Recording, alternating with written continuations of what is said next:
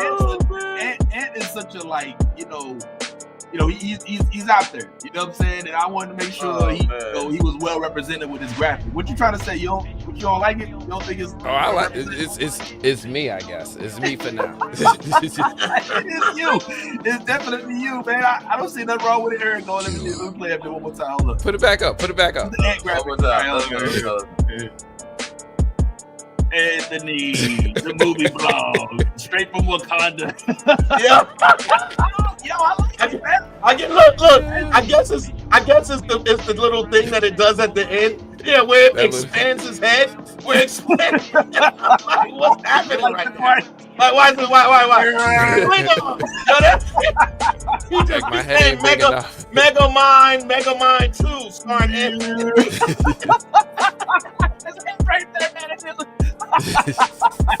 Let's go ahead and get it, man. Well, listen. Hey, good morning, everybody. Oh, shoot. I hope you can hear me okay. Minor mic technical difficulties this morning, but we're going to go ahead and buzz through it. I'm going to do something different today. Let's start with the intro first. Hallelujah.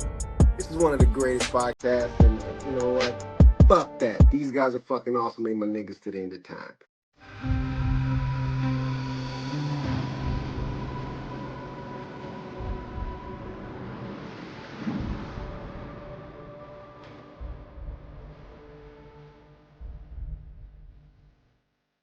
This is one of the greatest podcasts, and you know what?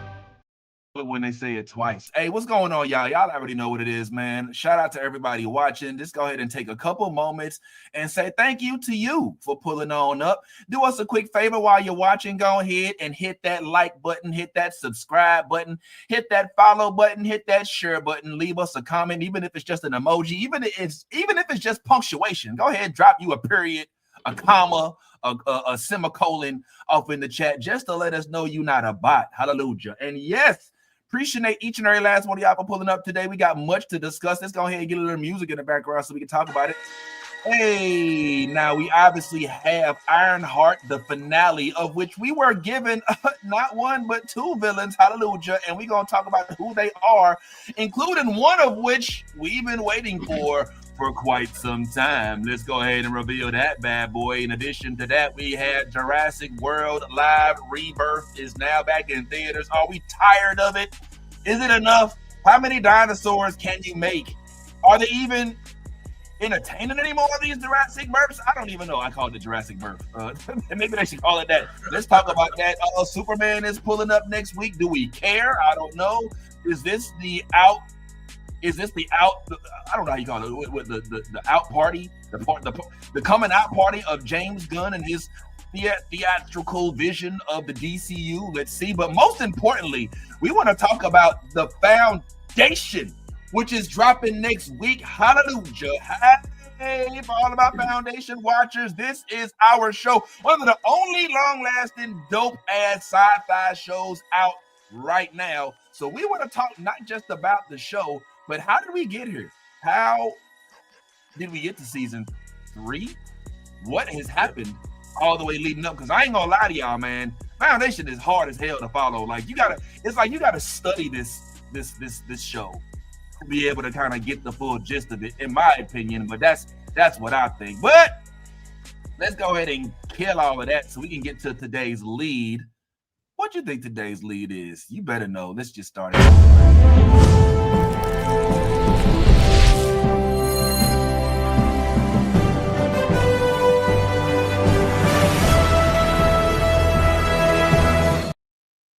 Did you or did you not watch the season finale? If you did, you probably noticed that they finally announced the villain in this motherfucker was none other than Mephisto. As he says, I am Mephisto. Dormammu. Dormammu. Dormammu. Y'all see Ty was laughing when that came out, bro. I know you jumped out your seat, Ty, when you heard that Mephisto was up on the screen. Now, I ain't gonna lie, shout out to everybody that's in the building. We got Nolly in the house. What's going on? Nolly in the building. Y'all see Nolly is here. Hello.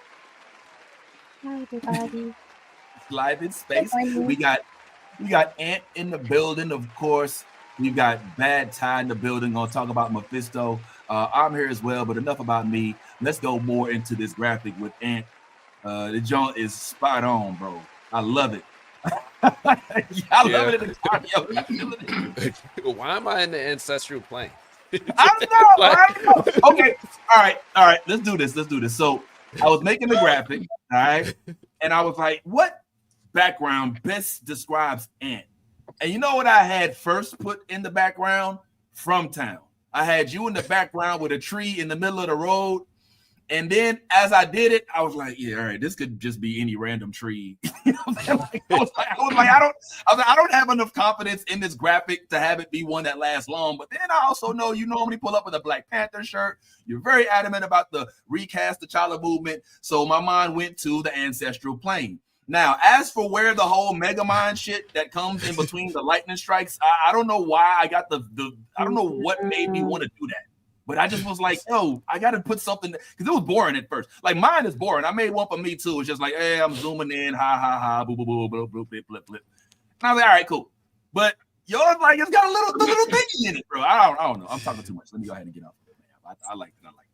Anyway, as we were discussing, we have now officially, since Ant did interview Ryan Coogler, along with, Shanaka Hodge. Shanaka, yeah.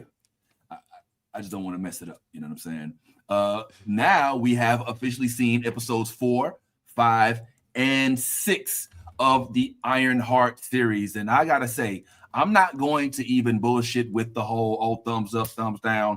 I'm going to give it thumbs up for all of us. I'm just going to give it thumbs up for all of us. I mean, because I ain't going to lie. The show delivered. Ty, am I right? Is anybody here going to talk about it in a bad way? Because, I mean, yes, we'll have critiques.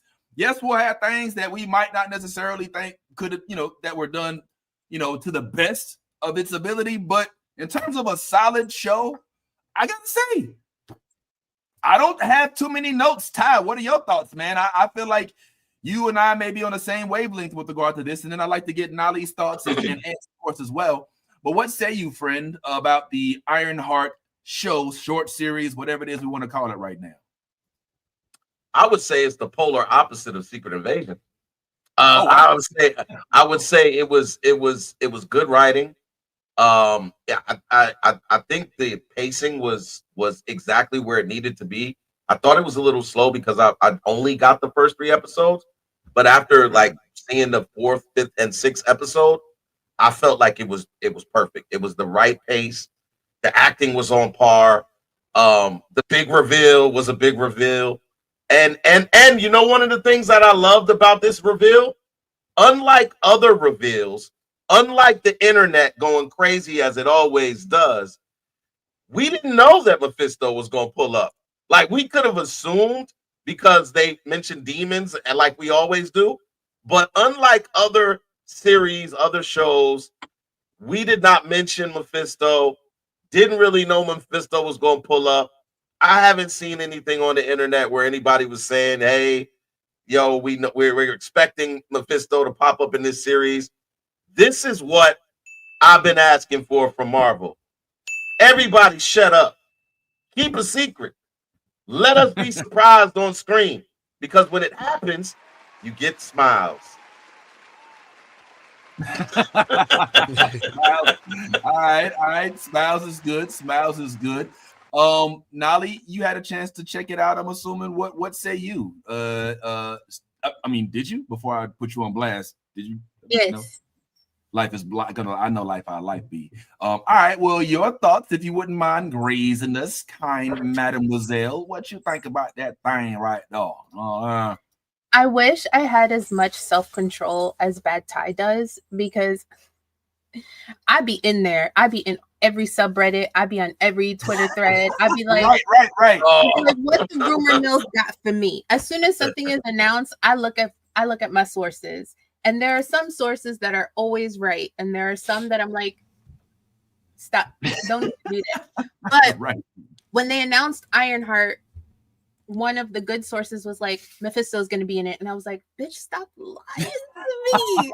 Demon Daddy's coming? No, he's not. Stop playing with me. He's not coming. And then as we got closer and we started like this MCU phase, and there were like little mentions of Mephisto, like by Madison and stuff like that, I was like, maybe he is coming. And also, I don't know if anyone else paid attention, but I watched it like 3 times.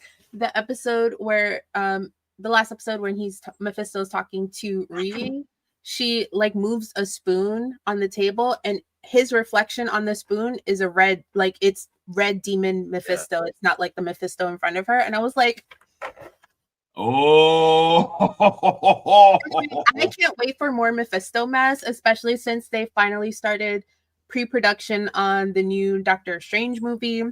So I feel like all the magical homies is gonna get together.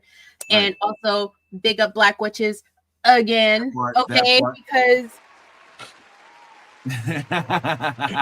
Selma and also Cree Summers is your mom, right? That part. Mm-hmm. Period. Okay. Period.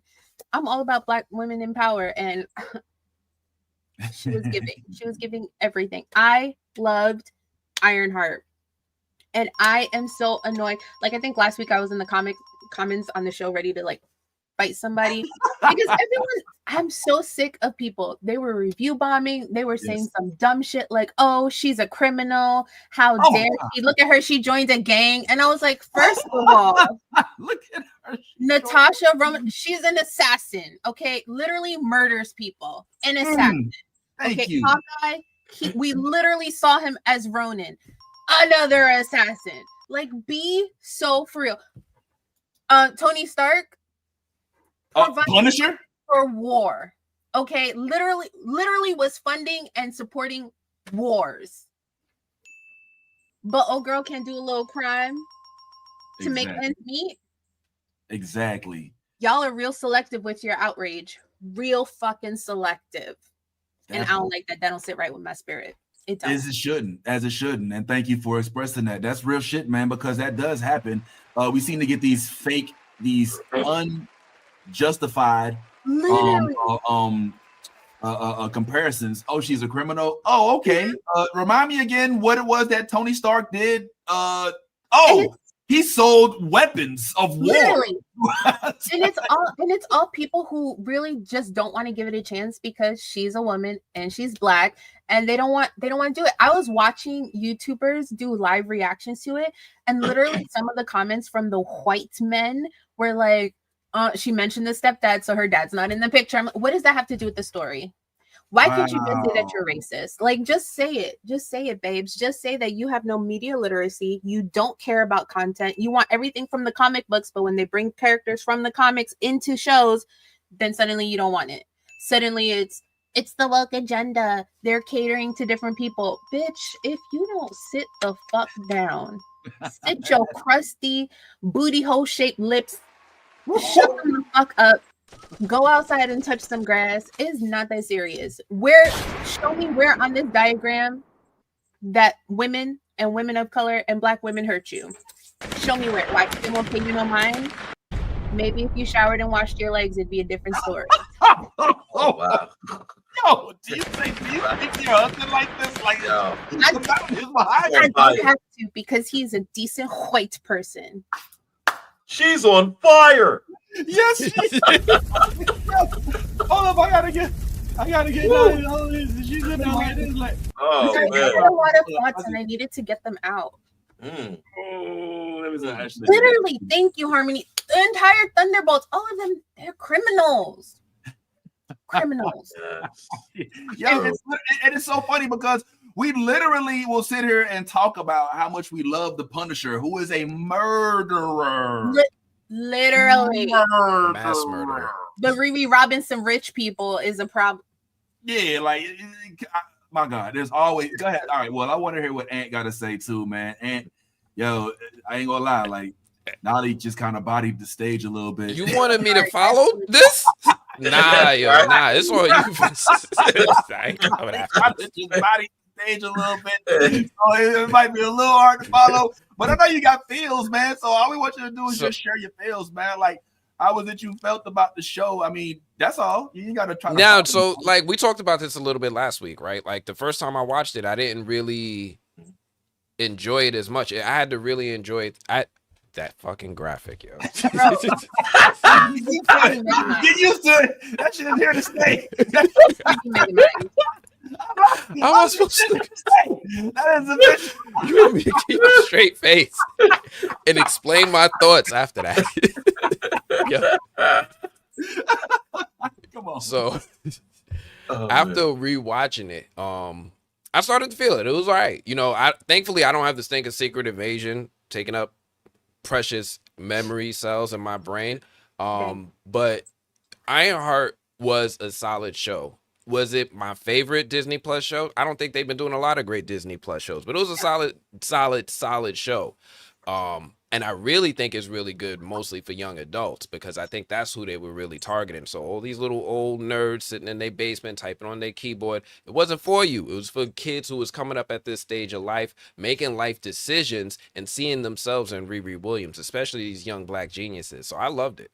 When will we see Riri again? That's my question.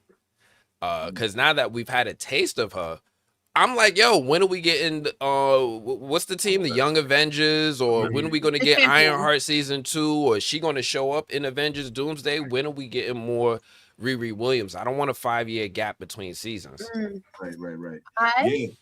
I hope she's in Champions, which is like what they're calling their Young Avengers project. I hope she's in Champions for sure, especially with Mephisto coming in. I don't know if she'll be in the next Avengers movie, but they will absolutely probably stick her in the second one, because usually the second culmination of an Avengers movie is usually where they wrap up that phase, and I can't imagine them leaving that hanging for the next phase. So I would imagine she would at least be in the second one, but I'm fingers crossed hoping that we get her in Champions, because she also had her own What If episode.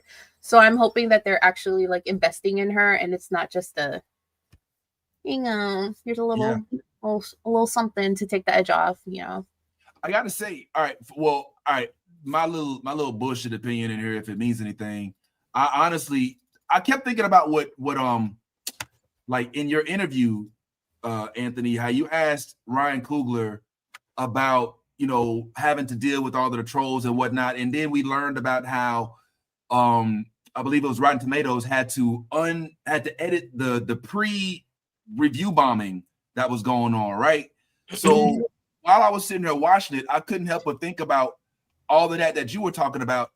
And then when you see the end result, you're like, oh shit, the shit is actually really good. And if you don't prejudge it and just watch it as a show out of the blue, don't take into consideration She-Hulk and all this other stuff just as a standalone show, the show's good. It has Netflix. Now, could I have seen more blood and bones being broke? Sure, but it's not Punisher. It's not Daredevil, right? It's Ironheart. They did a phenomenal job of mixing the Chi-Town culture in with the Marvel brand in a manner that wasn't overdone. We're not like, oh, okay, Chicago Bulls, everything. Okay, Chicago Bears, everything. It was like, all right, there's enough stuff in there to kind of show the secrecies. And the best part about it that I thought, guys, that I don't know if y'all felt this way as well, but what I loved that was low-key phenomenal about this show that I don't think a lot of other shows always do as well was we got a whole bunch of completely new characters introduced. Mm-hmm. Right? Like we have a sea. Now, don't get me wrong. I know we got a bunch of them in Agatha, and it was a couple introduced. White Tiger and a few others in Daredevil. But like we got like Nolly said, we got a whole new magic motherfucker in this motherfucker, and her mom. Hallelujah! Shout out to Cree Summer, who we hope to speak to at some point in time. Still in the works of getting that date set. We got a whole AI in this motherfucker with an actual personality, which is different to what we accustomed to, right? Because we used to a Jarvis. We used to an old, and by the way, the whole notion that the AI is too inconceivable, we have to keep in mind, like literally one of the Avengers movies was called Ultron, which is literally like an AI in a robot trying to take over the world. So it's not too difficult to think that there's a chat GPT that generates a holographic image that has a lot of the personality of a friend of yours that you have documented from your computers, that uses your computer as a source of resource, as a source of information to kind of regenerate all of this. I love the fact that they brought in Obadiah's son. They still are connecting The very first movie that Marvel Studios made, like that's how deep this bench is. They're connecting the original characters from the very first freaking Iron Man movie and bringing them into, I want to say relevance because he was relevant, but man, some prominence. All right, and I didn't hate his character. I actually thought it was refreshing. You know what I'm saying? Fairly. I mean, I don't know about the whole mutation part, but all that was dope. I did. You didn't like that? You didn't like the mutation part? I mean, not mutation, because that's not the correct. It was the mutation part. It was more bionics. It was alterations, because he did bionic. He did the bionic stuff. I didn't like it. Let me tell you why. And this is where I lose because I didn't read all of the reread Marvel comics. So I don't know if this is a real character. If this is a character it is a real character. It is a real character. For me, I'm kind of like, I really am. This might be a little too harsh, but I kind of would like to see powers, a little more creativity with the powers. You know what I'm saying? Like, oh, I shoot electric shit. And super strength and a lot of other things. But you know what I'm saying? Like, I will say this. I will say this, right? I will say this, right? What I noticed in this series is that it is a true origin story. And like any true origin story, you don't get the best version of the hero in the origin story. The origin story is the developmental part of the hero becoming the hero. So I say that to say it also exists for the villains. When you have someone like Zeke, who just did some bionic upgrades in a very quick span of time, by the way, because he got out of jail, he did the stuff real quick, and that, so it wasn't one of these things where he's back in his laboratory, he's, you know, drawing up all of these different plans and everything like that, and then implementing all of these different upgrades to his body. So I think if there is another season, or if your whole idea is we're going to make this series not just to be a one-off, but we want to continue the series, and we want to build the characters. That's character development. So now if Zeke came out with what you called, like, which was a kind of a subpar look, then in season 2, when he upgrades, the same way that we got Riri's first suit, and then at the end of the season we got her new suit. You know what I'm saying? There were upgrades made to that suit. It wasn't as bulky, it wasn't as doofy. Okay. I'm gonna be honest, the suit looked pretty hot when she finally finished it. I like the colors and all of that kind of stuff. So that, I think, is why Zeke looks the way that he looks in this season, because he is a real comic book character. From my understanding, shout out to Minnie, because Minnie read the comics and gave me this inside information. But basically, Zeke is a badass. Like, he's like supposed to be like hella evil, like hella, you know what I'm saying? He don't play no games. So the Zeke that we saw in this season, who had a little bit of heart, because he did let Riri live. He did go along with her plan, to kick him in the nuts. You know what I'm saying? And everything, which is crazy. I thought that I got a kick out of that, because she was like, "Yo, I'm gonna try to pull it," and I'm watching it with my wife, and my wife was like, "Pull what?" I was like, "The kid. She's pulling the kid. She's not." I was like, "She's not pulling his Johnson. She's pulling the kid, man." Like, you know what I'm saying? Like, so that, I believe, is why you believe that it's a little subpar, is because you have to look at where the writers want to go, where the directors want to go, and what they want to show on the screen. And I think maybe season 2, season 3, whatever the case may be, you'll see a totally different Zeke, is what I'm saying. Okay, all right. Well, I'll accept that. I'm not necessarily still thrilled about. I mean, it's not as much his suit or what he looks like, but I kind of just have grown. The powers. Like, as we'll be talking about Foundation a little bit later on in the show, and we've been introduced to some different types of characters in Foundation that can do a whole bunch of real different shit. And so, like, I guess I'm looking at it from the realm of like creativity when it comes to the powers that we give to the individuals. But I like if they are staying true to the comic. I hate the fact that I don't have the source material. I haven't read it.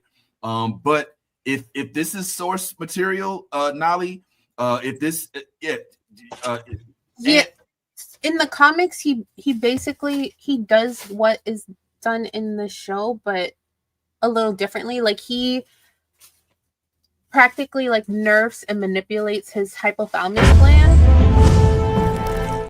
All right, I'm so sorry, wrong.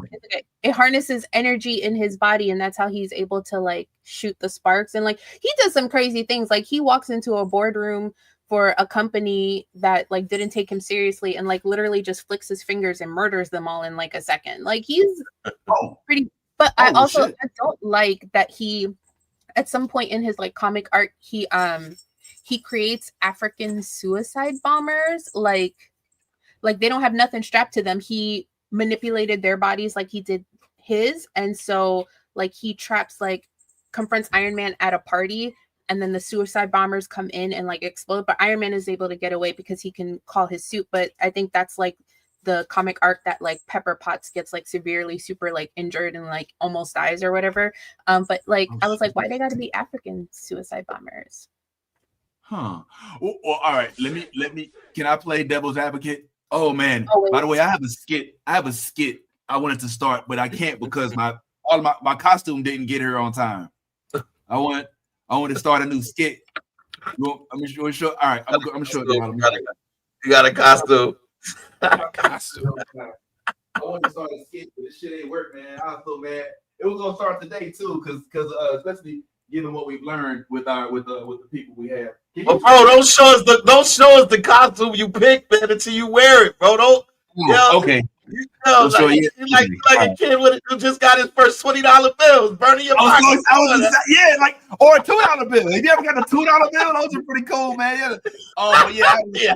I'm gonna start doing a segment called Devil's Advocate, where I basically play the role of somebody who's disagreeing, even though I don't really truly believe in what it is that I'm disagreeing about, but just to kind of represent that stupid ass point of view. In this particular instance, with regard to a African suicide bomber, as much as we don't like it, if black people make up the entirety of a cast, then that means there will be a protagonist and an antagonist, right? And we have those who write black characters have the tough job, unlike I think white folks, of trying to create a realm in which both are palatable, the antagonist and the protagonist. Am I wrong? So in that, with the antagonist, sometimes you're going to get folks that, you know, we can't stand, and we're gonna be like, well, damn, these are representation of black people too. But I guess they try to balance it off with black people. I don't know if I'm saying it makes any sense. I feel like that works kind of, except Zeke is white.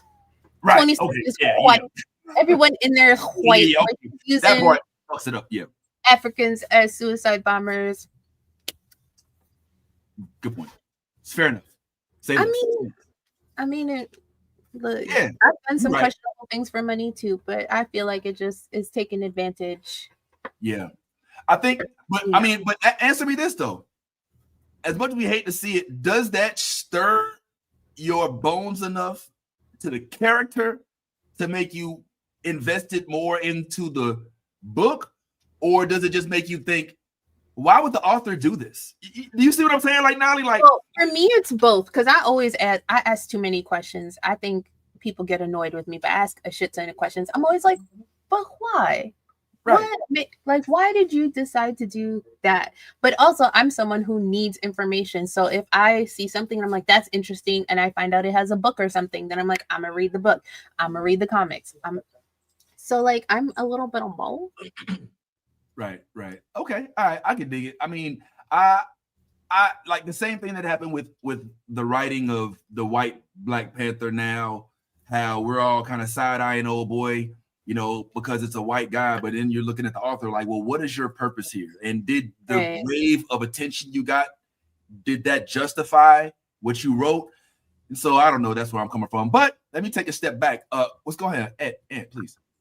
We can't be giving the writers all the blame for that, because True. Marvel has a playbook when they have specific types of stories that they're trying to push out that might not resonate well with the audience. They constantly do this thing where they'll get the best talent that they have access to help deliver that story, especially in comics.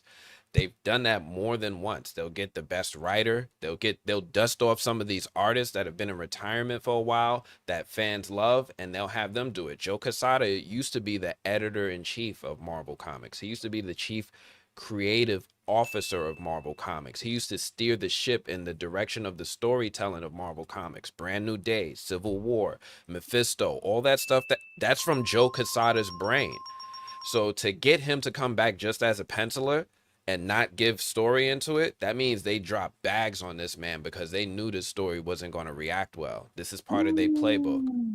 Oh, wow. This is that part happens of their every now and then. I mean, don't we? I mean, when they bring the racial element in, it wakes us up because we all have that internal spider sense, right? When something racially traumatic, sensitive, inappropriate rears its head in any realm, we see the hat going up into the moon, right? Like we ready to pop off.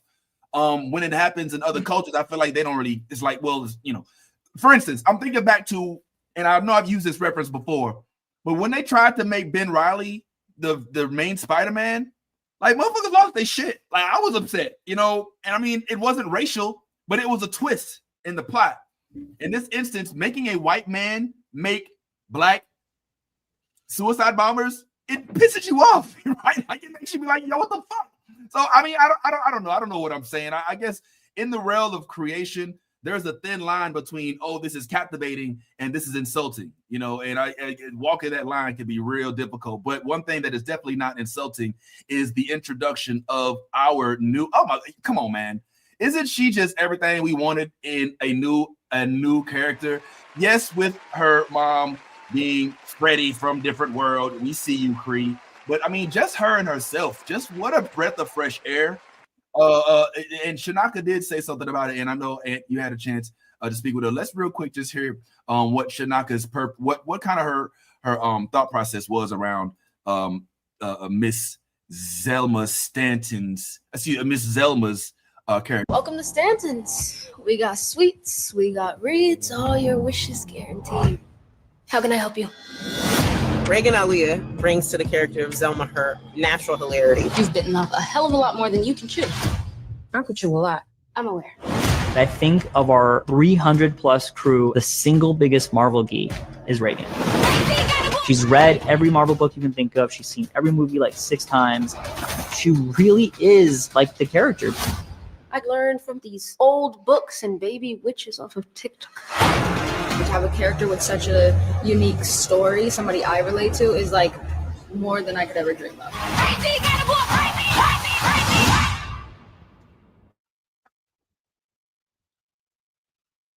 Yeah, man, that is hella dope.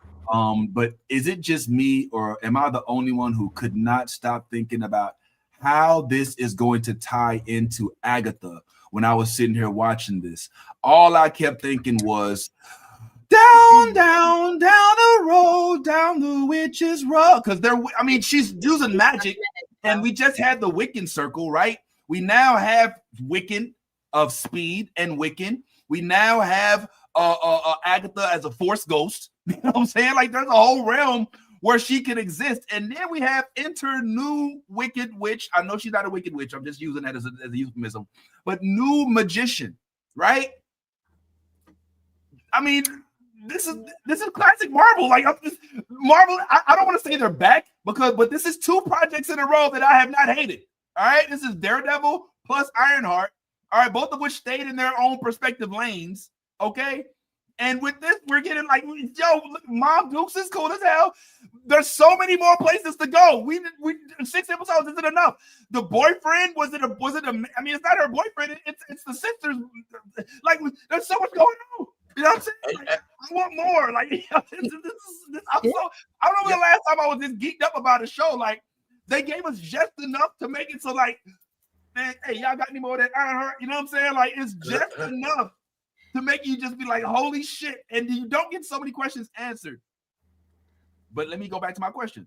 Do we think that this is going to tie into the world? No. No? I don't. Oh, I don't. It's going to tie into Doctor Strange because remember she mentioned a lot the Carmitage, and also in the comics she is Doctor Strange's apprentice.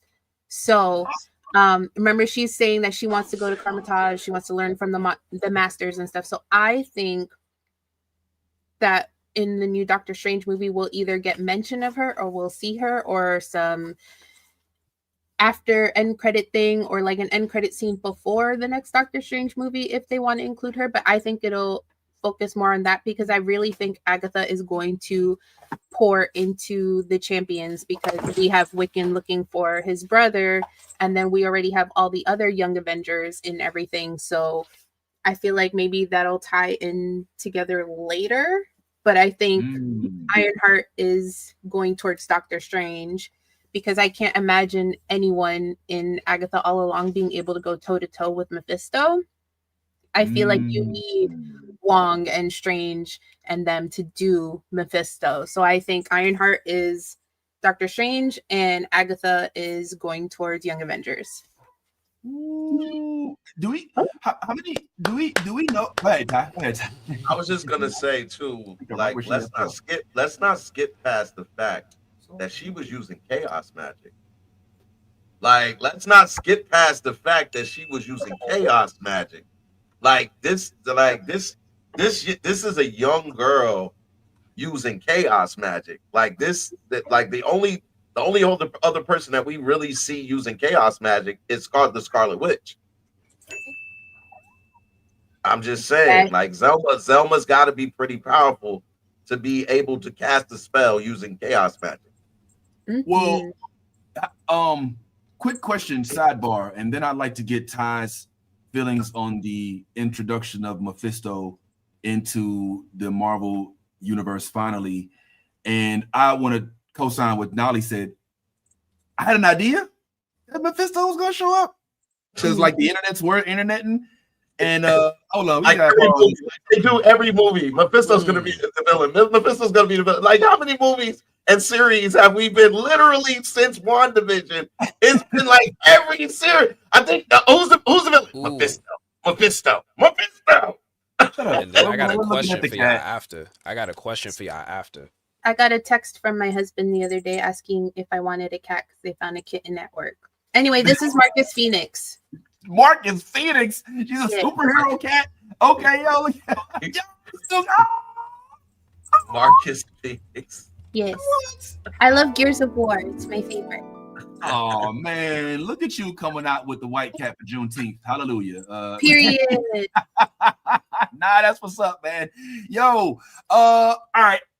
I want to, at some point in time, if we can, maybe name off the Avengers that we can expect to see in the Young Avengers, or if they're going to kind of do a whole consolidation, the Young Avengers, New Avengers, Thunderbolts, blah, blah, blah.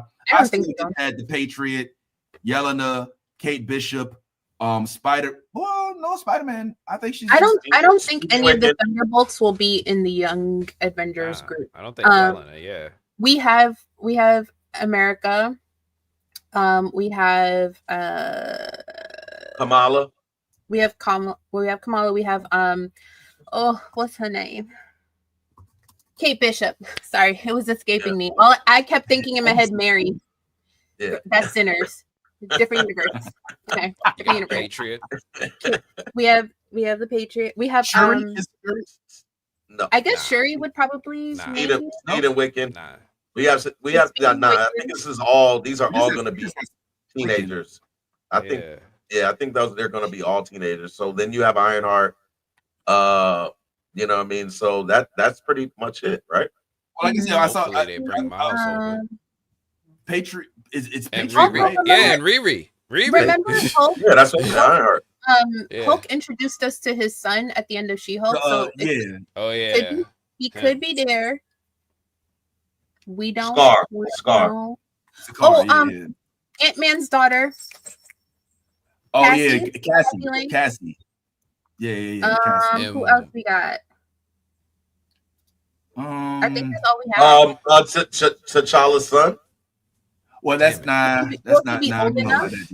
Will he be old enough by then? If they don't include Shuri? Maybe if we do time jump. I mean, he was like 8. He's probably like. What do you think, Mike? Maybe like 8 years old, 8, 9 years old in Wakanda Forever. Well, let's see if they age him up. I'm watching. I'm watching a show called Murderbot right now. I love Murderbot. I got the urge to say we can talk about this. We can Murderbot is Murderbot. I love Murderbot. We can talk about this. If you watch Murderbot, you know what I'm talking about. We're gonna go ahead and give a shout out to that in a second. But real quick, I want to go ahead and bring in somebody else who's gonna help us break this down. Very, very funny and also very informative. And oh my goodness, the energy through the roof. Charisma. Oh, you want Riz? Hey, we got that, boo. Al, help me welcome back to the platform. None other than the one and only Lady Mandalore. Oh shoot, that wasn't supposed to happen. Let me do that again. Lady Mandalore. Hey, there she is. Good morning. What are you doing? So, I don't know if you met everybody here, but obviously we got Ant. I don't know if Ant was here last time you was here. No. So Anthony, the movie blog, as well as Nolly here, who is one of our longtime folks. You know Ty already. And yo, what you also know is Ironheart. You know Riri. I know you do because I be watching your posts. And so you all over it. And so I'm loving what we saw. I'm wondering what you thought as well, Miss Lady. I keep calling you Lady, like that's your name, but I mean, sometimes. Lady. Okay, so Lady, what say you about this most recent Marvel show? Do you love it? Do you hate it? Did you find things that you could see could be done better? Was it everything you ever wanted? Just talk to us. Give us the tea. I love the show. I actually love the show. I love for the fact that I now have somebody in the MCU that I can look forward to seeing again. Is very 8 out of 10 for representation. It's a little bit too sassy. You know what I mean? You know what I mean. But outside of that, really love her. One more thing. I need her hood sense to kick in a little bit stronger. Going into the wilderness with a white man is usually not advisable for anybody. Also going into abandoned buildings. No, we don't do that. We don't do that in Chicago or New York. Okay, no boo-boo. Outside of that, story was good. I really want to talk about the CGI. Wait, like this is what happens when you let people take their time and give them time off to do the job right. Okay. Story was good. 8 out of 10. There's a couple of bumps that I didn't like, but there were things that spiked my interest. So that took it up to like a 10. So it was like a 9 really. My pirate queen being the mother of Zelma, Miss Cree Summer. Please more of the black witches, black girl magic. I need more of that immediately. Overall, yes. The hood. Oh yeah, man.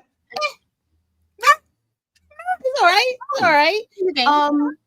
I really think I would have preferred Mr. Manny Montana to have been the hood. My gang friend, hi boo, how you doing? We haven't talked in a while. How are you? I missed you.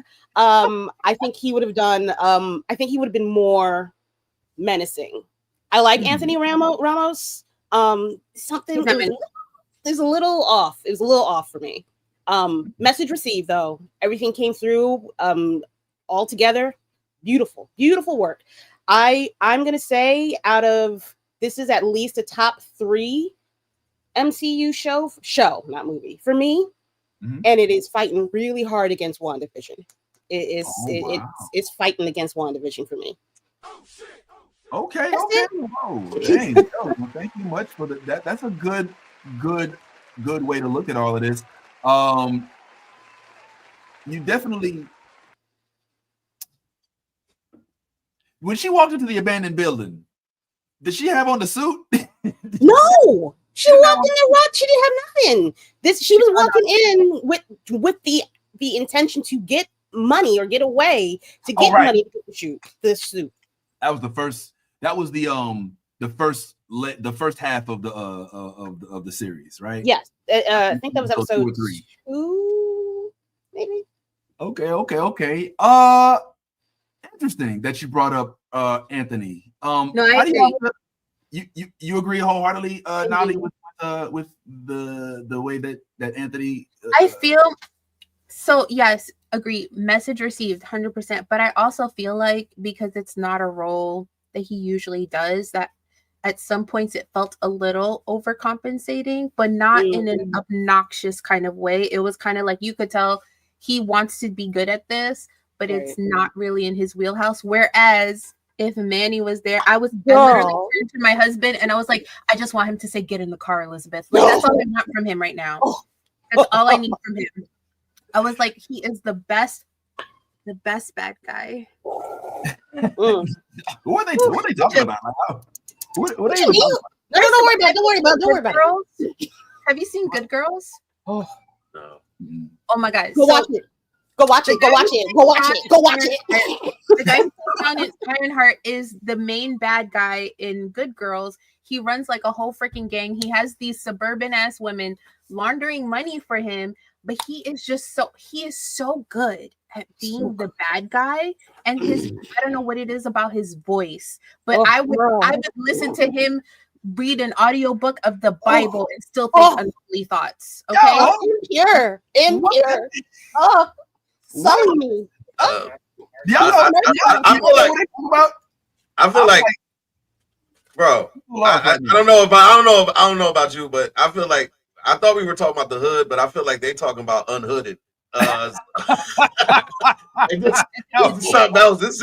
We just went left. Like left. This is the hood unchained. There's definitely. What's his name again? Manny. Hi, Manny. Manny Montana. Manny Montana. Hi, boo. How you doing? Love your work. Love your work. Love your please work. Do audiobooks. If you could read my smut for me, I will pay top dollar. Now he was in Ironheart, but he was done. He was done. He should have been the hood. What is yo, get up. Yes. She's going down. Yo, slippery. Look, if Manny Montana was here, it'd absolutely be a slip and slide. So, like, I know that man is married, and I'm so sorry to his wife, but I'm sure she is very used to it. Bless her. She's got the strength of God's strongest soldier. Because the way I would be in jail with some of the things these women put online about that man. Jail. What are they saying about him? I don't understand. I'm sorry. What are they saying about him? What is not enough? Not enough, to be honest. It's not enough. There are not enough unpure thoughts about that man on the internet. What the fuck? There's not enough. This is so out the blue for me, y'all. Like, Todd, I know that there was it should be out the blue for you. I mean, unless you are a Manny Montana fan also, and that's fine. I'm not. But I didn't know that the standship was so strong. You know what I'm saying? Like, look, do you see? Like, they both turned pink. These young black women just turned pink upstairs. Last I checked, Bad Boys still ruled the world. Take that. No Diddy. Harmony, wait. I'm so sorry. I don't mean to interrupt. Harmony, where? Which borough? What street? Just let me know. Let me know. Is it Queens, Harmony? Please don't tell me. Please don't say Queens, because I get lost. I'll send you pictures. Yo, Harmony, are you starting trouble in the chat again? Those type of men in Bushwick. It's always Harmony. I knew it was Queens. I knew it was Queens. It's always Queens. It's the one borough I don't go to. Brownsville. It's Brownsville for sure. I just had to come into America flashback based off of Harmony's comment. But so ladies, I guess y'all were a little upset when your boy got locked in the gas chamber and now I will say this. Hey, did you see a body? Nope. I didn't see a body. Nope. Was there a body reported? Nope. I don't know if there was enough time to get him though. No, but that's the thing. That's the thing. You have to confirm a death. Yes. You have to confirm it. They confirmed rampages. Yes. They did confirm rampages. You have to give us an indication that the body I don't know. is I feel no like longer breathing. I feel like they wouldn't have been able to get his body because they broke into this facility. So I would assume that the facility, while doing cleanup, but wasn't there was a news report saying that he was dead? Yeah, there was a news report that said that there was an explosion. Yeah, I think they said they found a body. I don't remember that. I'd have to go back and watch that, but I didn't know. The only death that I saw that was truly confirmed was Rampage. Was Rampage's death? They showed the autopsy report of him and everything. So that and it leads me to believe that that John could come back at some point. Serenity raises a good point too. Serenity don't threaten me with a good time. Doesn't need to be a body because the end of the show is confirmed that people can just be resurrected anyway. So it's like that is true. Is there any death? That is true. That is true. That's true. So let me finally get into the stank of it all, which is the reveal. Now if you are like me and you probably took a peek on IMDb, and if you saw IMDb, it lists Sacha Cohen as Mephisto. So it's kind of a little bit of a spoiler, you know what I'm saying? I wouldn't recommend it. IMDb or Disney or Marvel, whoever did that, maybe just put him as unknown character. You know what I'm saying? If you don't want to like blow it like that. Because they also had Obadiah's son, but he was listed as McGillicuddy. He was listed as, he wasn't listed as if your father was a villain, I would change my identity too. Don't associate me with that man. But wait a minute, it was still weird because nobody but him knew that he killed him. That is a good point. Yeah. And that was weird. I felt that was weird. Like, all right, just in case in it, I guess. But nobody but you know what your daddy did.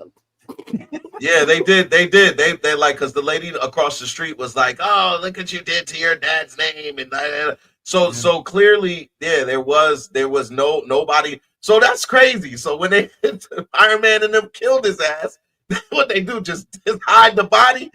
Wouldn't Pepper and them just be like, yo, Happy, go in there and get that body and get rid of it. Do what you do. Well, I mean, when you're a well-renowned inventor or company owner or whatever, like they make up he died because of he was experimenting, or like basically it's not what happened, it's how they described it to the public, and obviously they didn't. There was an explosion. Marvel, Yeah.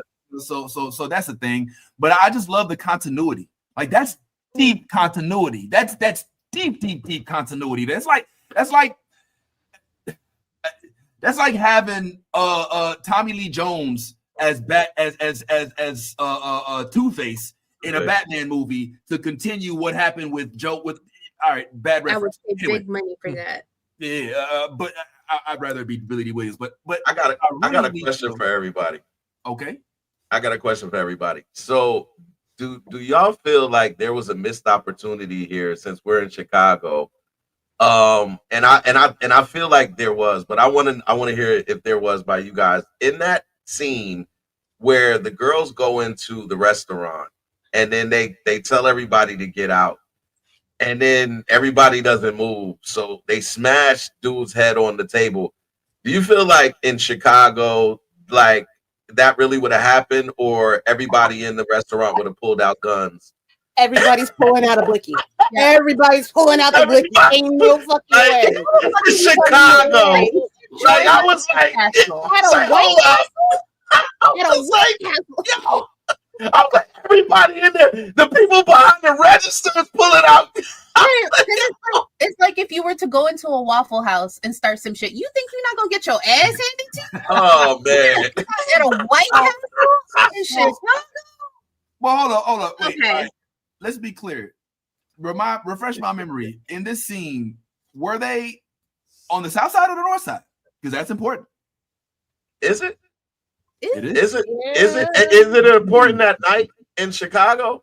Yes, because you think Chicago is not all the same. Like you got to go all the way up Michigan and go past the hundreds to get to the north side where everything's hunky dory. That was where the lady, the Karen lady stayed, where Obadiah's son was, where they're in a gated community and they get mail delivered directly to their mailbox and stuff like that. No, on the north side, it's not dangerous. You walk and you walk your dog to your sailboat, you know what I'm saying, on Lakeshore, and you have a good life. Now, when you go down to MLK, down there on the south side to get some Harold's fried chicken, yeah, then you got to worry about it. So I'm just wondering, like the whole entire Chicago, which you'll notice again, you'll see if you see Cubs, north side. You see White Sox, south side. And I saw the White Sox stuff on Riri's family showing that they in the south side.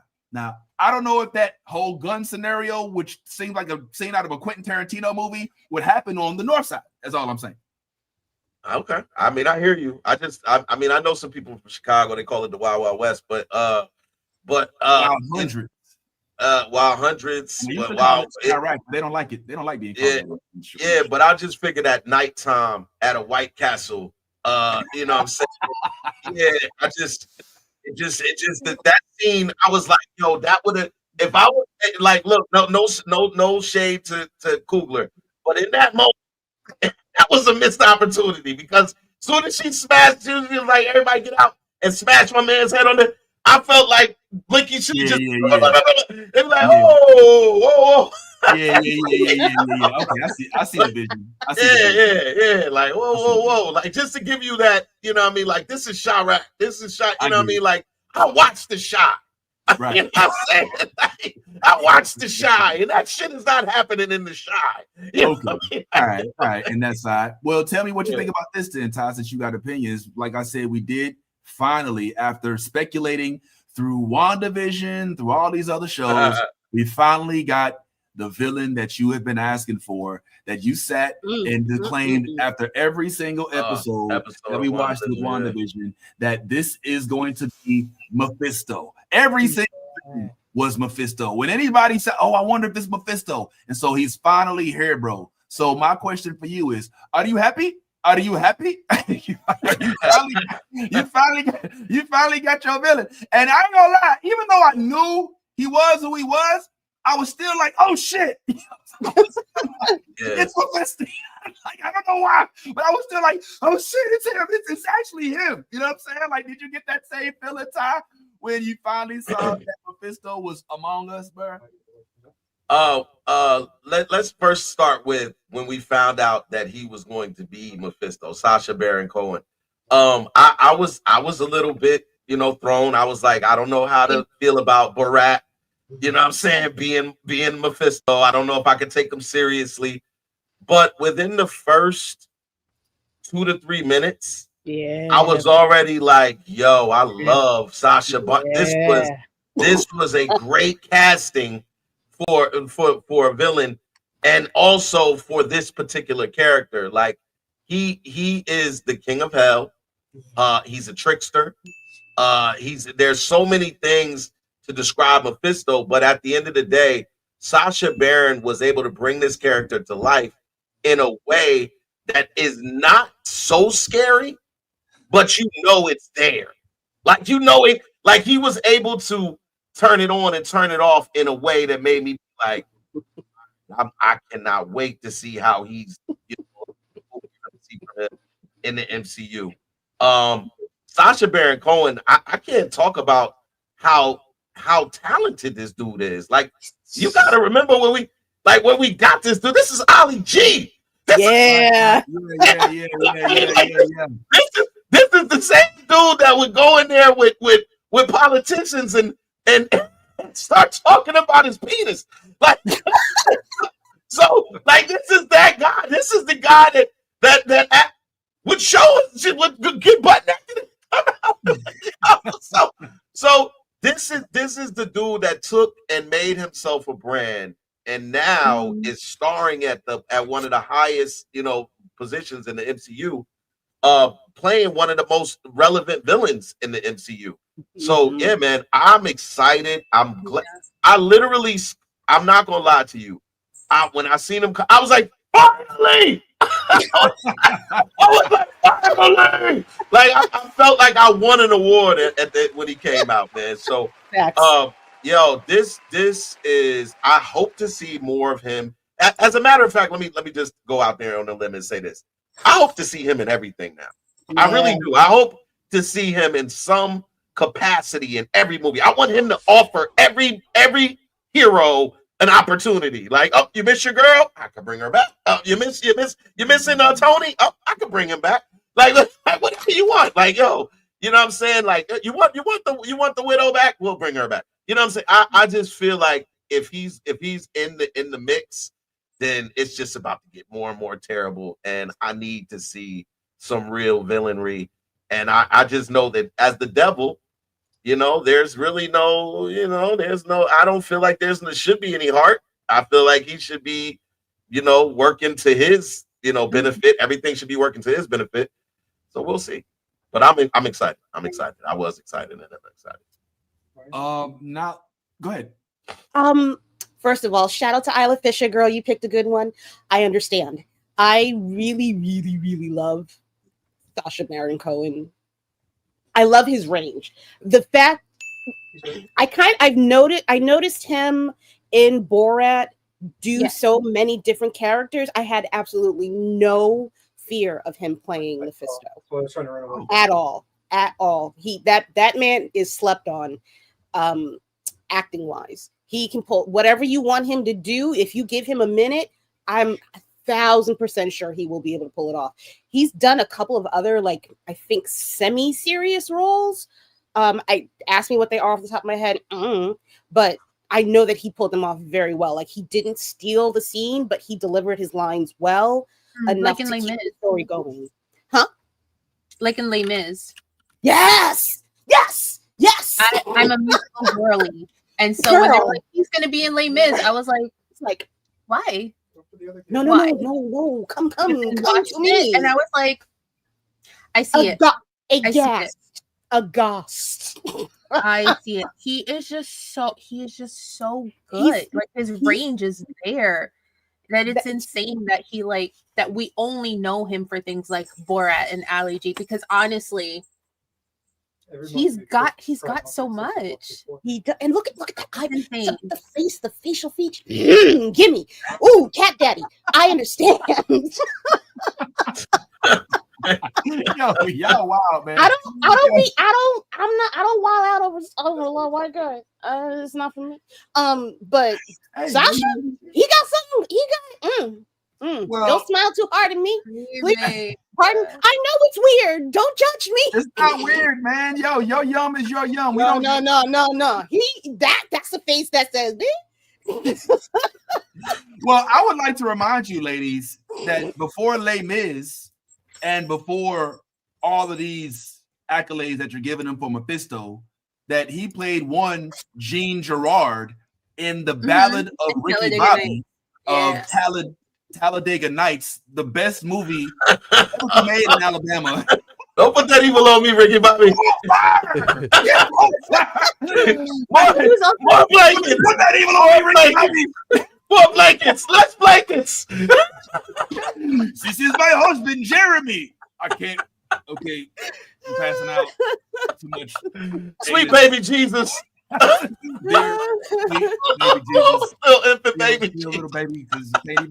I like my Jesus in a tuxedo shirt, because it says I'm here. I'm serious, but I'm here to party. Oh my God. These kids are talking to you. Chip, I'm gonna have you for lunch. Chip, I'm all jacked up on Mountain Dew. Chip, I'm gonna make that. You made that Grace your bitch. Come on, man. Gosh, Nigga Nights is like one of the most quotable movies. Daddy, you made that Grace your bitch. Yeah. 100%. And that's coming from the kids. That's coming from the kids. All right, sorry. I got a question for y'all. I got a question for y'all. You had to give Ricky Bobby his love. Ed, I haven't heard much from you on the Mephisto revelation. Ed said he got a question, Vince. I got a question for y'all. No, so because I've been a long time comic head, right? I've been reading comics for 30 something years now, right?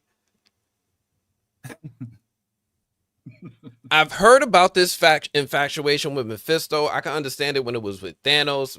Everybody's like, yo, I want to see him do the snap, right? Like, I can understand it when it's like Ultron. It's like, I want to see how the Avengers are going to do that. I can understand it when it's Killmonger. I want to see Black Panther fight him.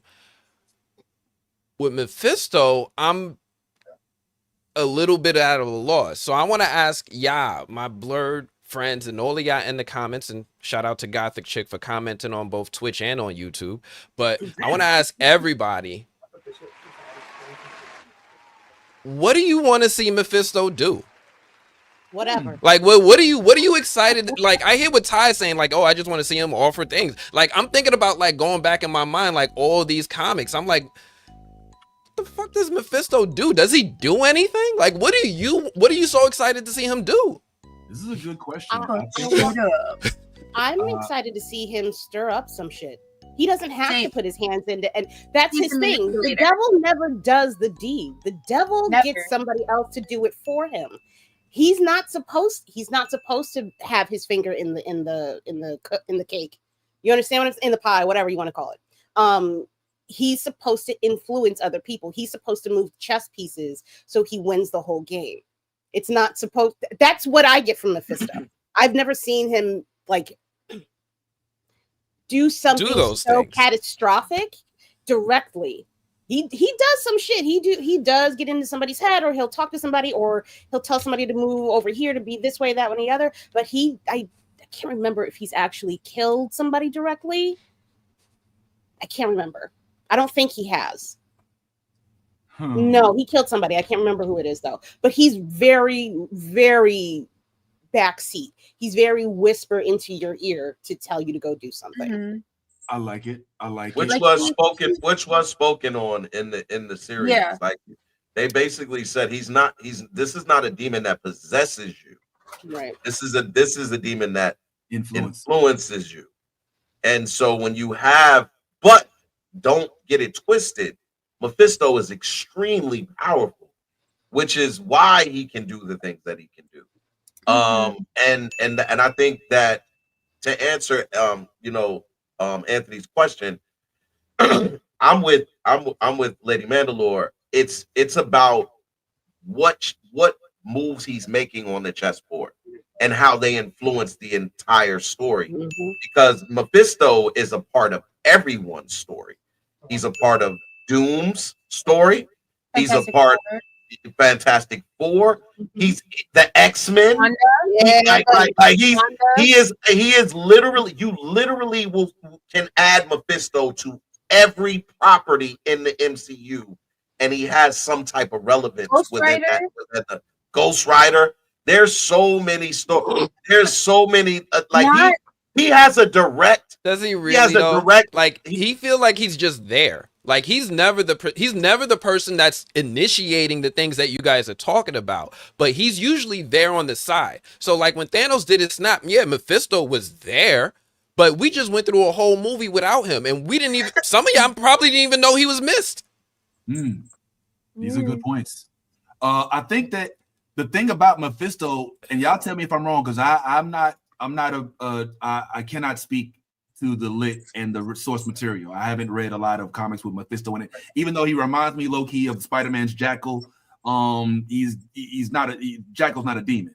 But for Mephisto, they could literally take 5-10 minutes and show how Mephisto made everything that we've experienced in all Marvel movies and shows, all based on a decision that was made with Mephisto. Like, if they really wanted to, like, you could really say, okay, Tony, you don't have all the wits of your parents. Well, then how do you think you came up with that genius tech oh, you made a deal with, they could go back and say, oh, Spider-Man, oh, you don't want to be a hero? Well, watch what I do to your uncle. You know what I'm saying? Like they could put him in almost every storyline they want to, just with a thought, because he doesn't have like the thing that here's what you have to keep in mind. And y'all correct me if I'm wrong on this, but I thought that this is a part that I don't think everybody's really realizing. This literal scene that's happening with Mephisto and Riri isn't happening. Like this isn't real. Like this is happening in her mind. Am I wrong about this, guys? Am I wrong? Like she didn't actually go into a place. There's no door. Like this is happening psychologically. So this could happen to anybody. No. He got that. He literally opened the door. They walk through a door, some fake door. Well, but they're not in the real. They're not in the real. He told everybody to shut up and told them to stay still. It's a manifestation. Hold on, dog. You just mixed two scenes. All right, so the first scene that you're mixing is the scene with the hood where he makes everybody be quiet in the restaurant. Yes. And then the last scene, yes, bro. I'm not gonna argue with you about this. All right, listen to me for a second. The last scene of the series is him and Riri. Riri's coming downstairs from upstairs where she just bought the hood, and he's sitting at the table in the bar where she's already at, my brother. All right, so like don't argue with me on this. It's the same pizza shop. It's the same pizza shop. She was in her iron suit when he came down there. She had just finished fighting. But she walked out of it. Finished fighting the hood. She had just finished fighting the hood. And he did some shit, and he made her come out her suit. And all that happened in front of people. There were people there. There was no one there. It's his dimension. He can make it look however he wants, but it's his dimension.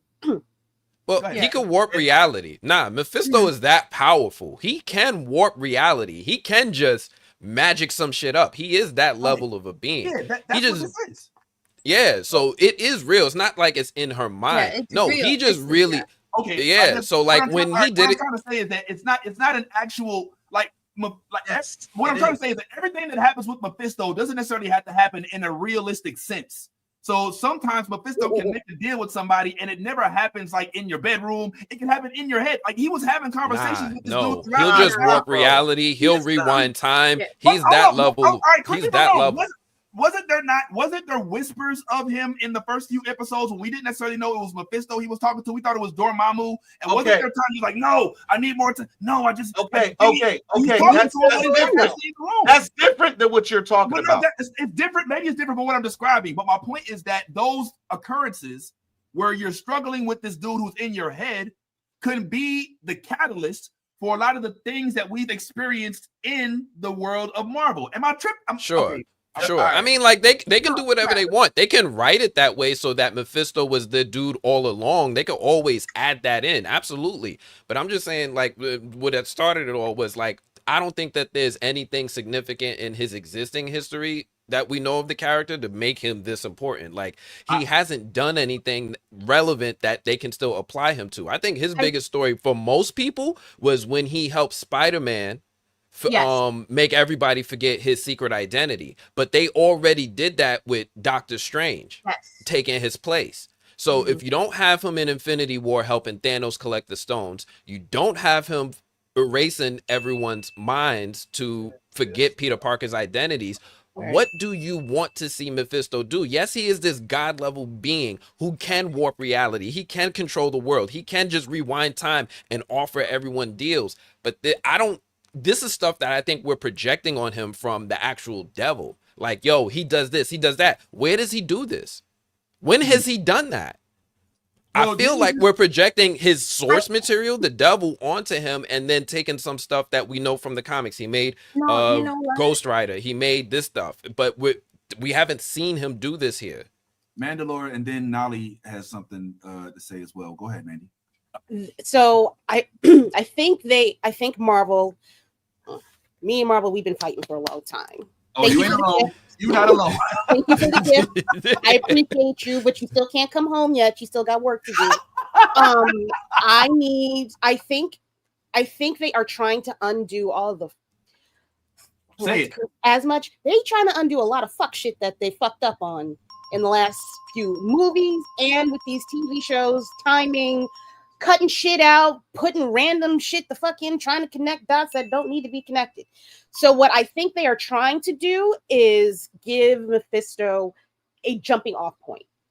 I think we're going to see, especially with the introduction of the X-Men, which we're already getting. We've already seen that.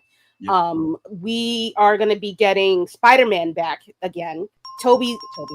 What's that boy's name? Tom Holland. Tom. Maybe Toby too. Who knows? Hey. We're getting them back. He in at least the next 3 phases, Mephisto has a way in. He can fuck with the Osborn family. He's fucking with Spider-Man. He's fucking with the X-Men. He's making Ghost Rider. We need Ghost Rider in Midnight Suns, which if we ever get Blade, Mephisto is a key part in making that come to fruition. He's got a lot of shit that he needs to they have a lot of things that they need to build Mephisto up on. It's a lot of work. That's decades of fucking work they're going to try to squeeze into 5 years. I feel like. I really hope they don't do that again. You made a mistake the first time trying to squeeze all this shit in under 5 years. Y'all need to take your motherfucking time. Sasha, he's good. You can get 10 years out of Sasha. You can keep him on a long contract. With the other people, I don't know. We got the new teenagers coming up too. We got the new Avengers. I don't know if Mephisto's had any kind of interaction with them. Oh, we got the new fucking Avengers, and we still got Wanda to fucking bring back. She's coming back. She's not dead. She's not dead. We all know this is not a surprise. Whatever, but that is also a jumping off point that they need to set up. We need to have that fight between Wanda, the X-Men, Mephisto, the Avengers. Everybody. Everybody got to get involved. You was in a movie for 5 seconds. Come, get in the car. Get in the car. We in the car. That's simple. All right. Well, let me ask y'all this. Let me ask you this specifically, Lady Mandalore. You just call me Kira, baby. It's fine. It's fine. All right. I went from calling her lady to lady in the water, the Lady Mandalore, the lady sings the blues. I would just call it. Kira. How much of the disarray that Marvel is in do you place on the Jonathan Majors situation? And I don't want to get deep into what he should have, what he shouldn't have. Just a real quick answer as to like, does that play into the disarray, at least at minimum, but without getting into the he said, she said, he shouldn't have, just it fucked him up. It fucked him. Like, let's take the whole what happened with him out of it. If you have any actor of that or character of that magnitude drop out, you have a problem. You have a big fucking problem. You've got to find somebody else that has that sort of gravitas, if you will. You need somebody that is also kind of new that you can look at and young enough to do this part for another 10 years. It fucked them up. Now, were they fucked up before any of that happened? Yes. Okay. Very much so. But that situation did not help trying to bring Kang into this series. You literally had to drop an entire storyline, an entire phase pretty much, and skip over a bunch of shit in order to get to the Fantastic Four. I don't know who made that magic fucking happen, but I guess we're all supposed to just, have our minds wiped and just move along to the next thing. That's what it feels like. Sir, wait, what's that face? What's that face? Whose face? Our faces are just that's his goddamn face. Nah, you said Fantastic Four, and I'm just. Do you wait? Okay, wait, no, because I'm not into it either. I'm not excited to see that movie. Oh, I'm not alone. No, you are not. I'm not excited to see that movie. I'm not. And I'm gonna say this: I have never, ever been excited to see a comic, a show, or a movie on Superman. This is the first movie I'm going to see multiple times before I go see Fantastic Four. And that is I want that. That is what I have been looking. I know I'm wrong. I know I'm wrong. I don't mean to be wrong. but it looks and the story, and I trust Jimmy, baby. I love him. Okay. The show. They put some feelers out on it, and it didn't come back. It didn't come back like people loved it. No, no one that's seen it has complained. There has no notes. Hold on. Yeah, who are you quoting? Are you quoting like, because like there's also this pre-existing issue where they always pick like the same 8 outlets to come to their joint, so a lot of those dudes cape for them. Right. So if you talk about Soups, you talk about, I ain't going to name them. I know. I know. You bring up, but this is a good topic, and I love to delve into it because we do have Superman on the list of things to discuss today. But I did want to give Nolly a chance. I saw your hand was up, and you had something to say, Nolly. Sorry. You remember? I know that was like ages ago. You probably don't even. First of all, you know I'm autistic and got ADHD, so both of you can assume my thoughts are still in my head. Yes. I think I was agreeing with Ant that then now thinking back on it, while I love the idea of Mephisto as a character, I do wonder what they're gonna do, because honestly, Marvel should have been building magic from the jump, especially when we got WandaVision so long ago. Like, we should have been building it up already, and the fact that they're falling back on it because they had to switch and pivot is kind of whack. Because Mephisto's in so many things. Like, he is the catalyst to how Wanda created her children, and so when they get reabsorbed, that's when she goes insane. We don't have that. We don't have how he made a whole deal with Hela to give up his realm for X amount of years in exchange for something else. Like, he's done like so many things that we've already skimmed over in the MCU that I don't know. But I am excited because I do love a manipulator. I do love a manipulator. I'm ready for mess. I love mess as long as it's not mine and it's everyone else's. I love mess. Like, I'd be like, oh my god, you did what? That's crazy. Tell me more. I'm just here for mess. Like, I feel like there's potential for so much mess to happen. Like, if we ever get Blade, I'm not holding my breath, because if I do, I will pass out and die. Not holding my breath for Blade. It's never gonna happen at this point. But we do have Deadpool, and he does team up with Deadpool at some point to fight demon lieutenants. So there's that. Like, we have so many things. Juicy. Like the one that she hasn't even mentioned is the Doctor Doom story. Like, Doctor Doom's mother, like Mephisto promises Doctor Doom that he'll resurrect his mom. There's a lot of stuff that, like, again, that Mephisto, it literally can be a part of everything. But not just him. In this series, we also got the Hood. And for those who don't know, the Hood at some point becomes the next Ghost Rider. Like, that is a thing. He becomes Ghost Rider in Marvel. So now that Parker Robbins is here, and at the end of the series, we see him go into Zelma's shop and ask for help. Like, this could be the opportunity for him to change his ways, I guess, in whatever form, so he can get rid of those nasty scars and that demon that's inhabiting his body, and become the Ghost Rider. So we don't know, where Marvel's going to take. But you did ask a question about what literally caused Marvel to be so bad, and when I look at it, I think the pandemic was what caused Marvel to have all of these problems. Because literally the worst of the stuff that we saw came after the pandemic. And if you remember, the pandemic, they had already had their lineup as far as like what they were going to play and what they were going to do and all of that. They had put out their list and all of the things that were going to come. And then the pandemic happened and all of the shifts. Black Widow, we waited for Black Widow to come out for like 3 years. And then, what I'm saying? So there's a lot of that is still hot residual effects of the pandemic that they're still dealing with. What I'm saying? That's a lot of getting new writers and getting new directors and having people who were contractually, committed to this, have other projects that they're doing. So there's a lot that, I'm not trying to cape for Marvel, but I am saying that, I think with every big production, I think they all had it all messed up everybody. It messed up DC too. That's why DC wound up falling off the map and recreating, rebranding themselves and hiring new, all of that. Yeah, everybody like I don't know if I put DC in that same category because I feel like they've been messed for years.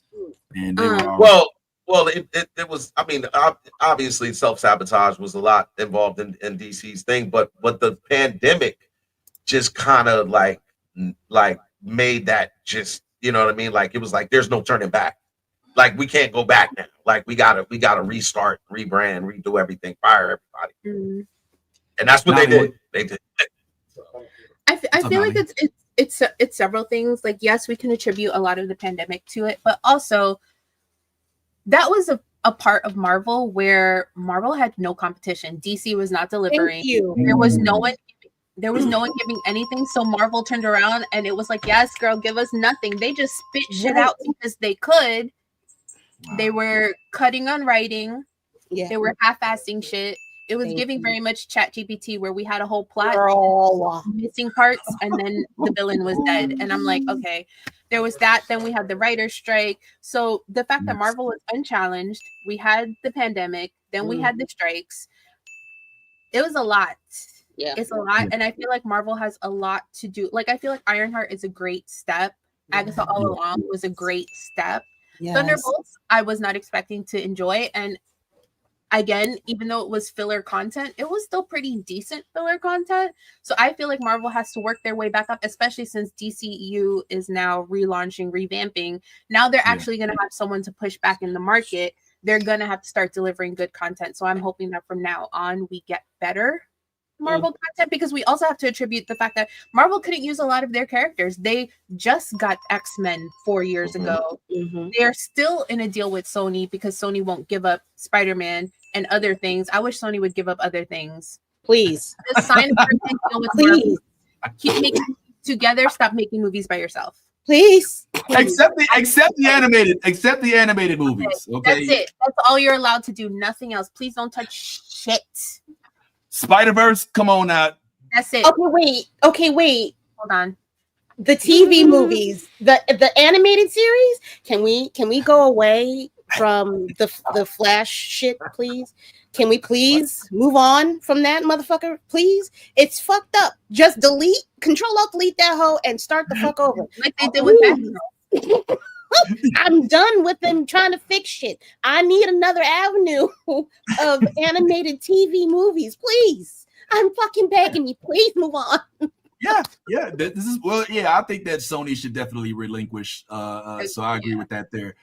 We spent a lot of time on Ironheart as we should. So I'm glad that we have, and we definitely want to continue to support Riri Williams. I did have one final question for y'all about this, but if y'all had to think too hard on it, please don't worry about it. But how much do you attribute Mephisto being written into this story to the demand of Mephisto based on the WandaVision's speculation? Like, Mephisto was in every comment section, every forum, every Reddit post ever since WandaVision came out and started putting the who is that? Is that Mephisto? And even to the point where they used him as a joke in one of their recent shows. How much of the pressure from the fans, or even just the interest in from the fans, do you believe Mephisto? Do you think that, or do you think that the question is that there was any of the influence outwards that contributed to them, or no? Okay, the ladies are saying no. I don't think so, because Ironheart was filmed so long ago. Like Ironheart was filmed practically right after WandaVision finished wrapping.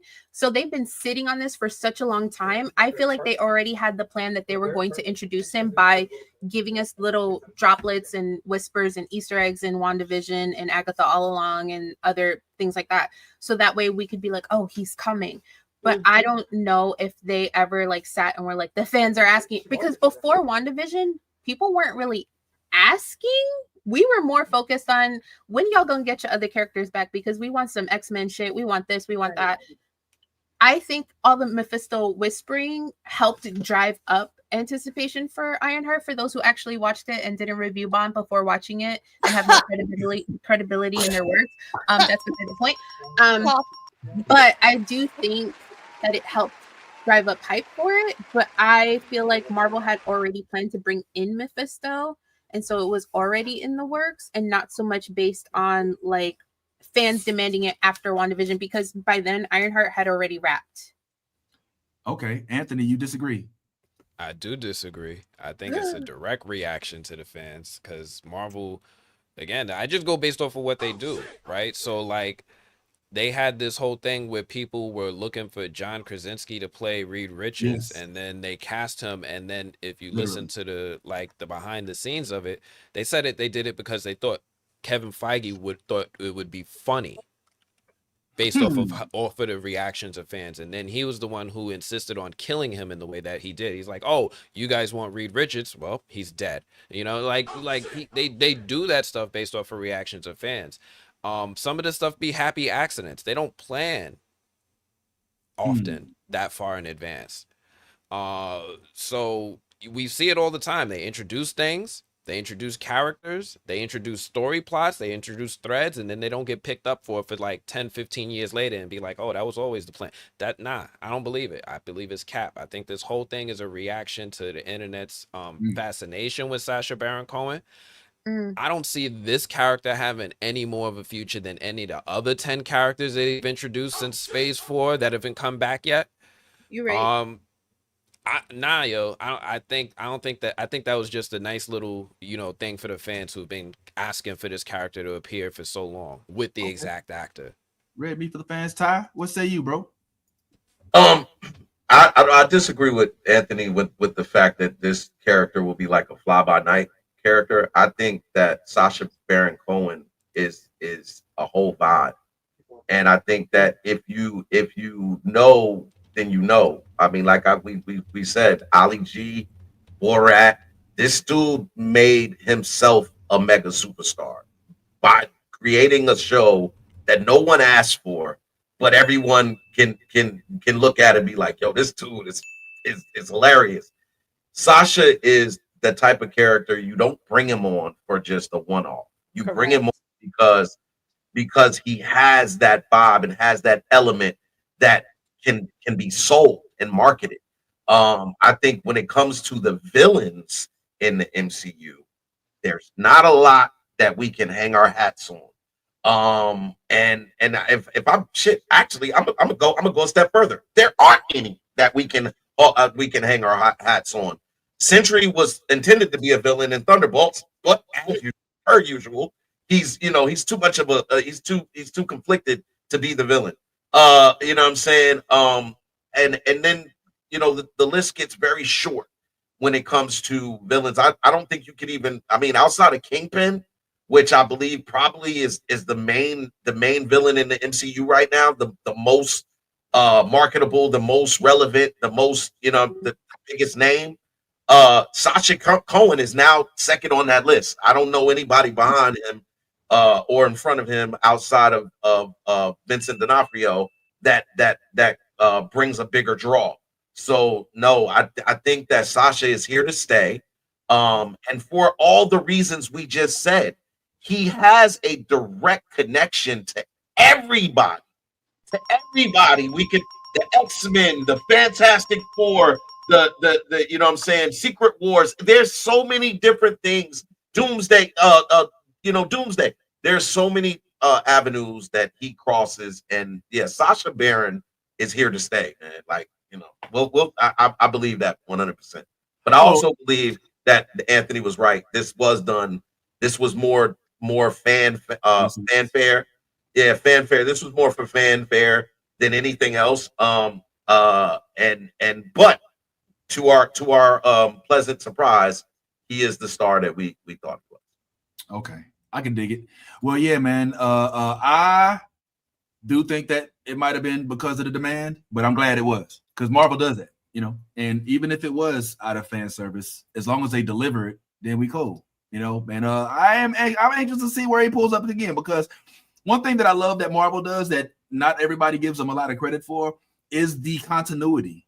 Like, there's literally so much continuity that happened within this, you know, and I hope that they can keep that whole thing going, because that's one of the dopest parts about it. I mean, Obadiah's son, like that's genius. Like, I just think that that's genius to include that. So shout out to the writers. Shout out to Ryan Coogler and everybody. I'll just go put it like that. I don't want to mess the names up, man. Janaka. I mean, she was also an executive producer as well, so I don't want to just. All right, so guys, we've already ate up like a good 90 minutes on Ironheart. I've got a few rapid fire topics that I kind of wanted to burn through real quick. See if we can get through. And hey, if we're able to get through before our 2-hour mark, great. If not, if we go a little overboard, I'm not tripping. But I did. Now, obviously, as Lady Mandalore has already given us an idea that she's geeked about seeing her savior, her new caked milk of magnesia. Hallelujah. Hey, watch out.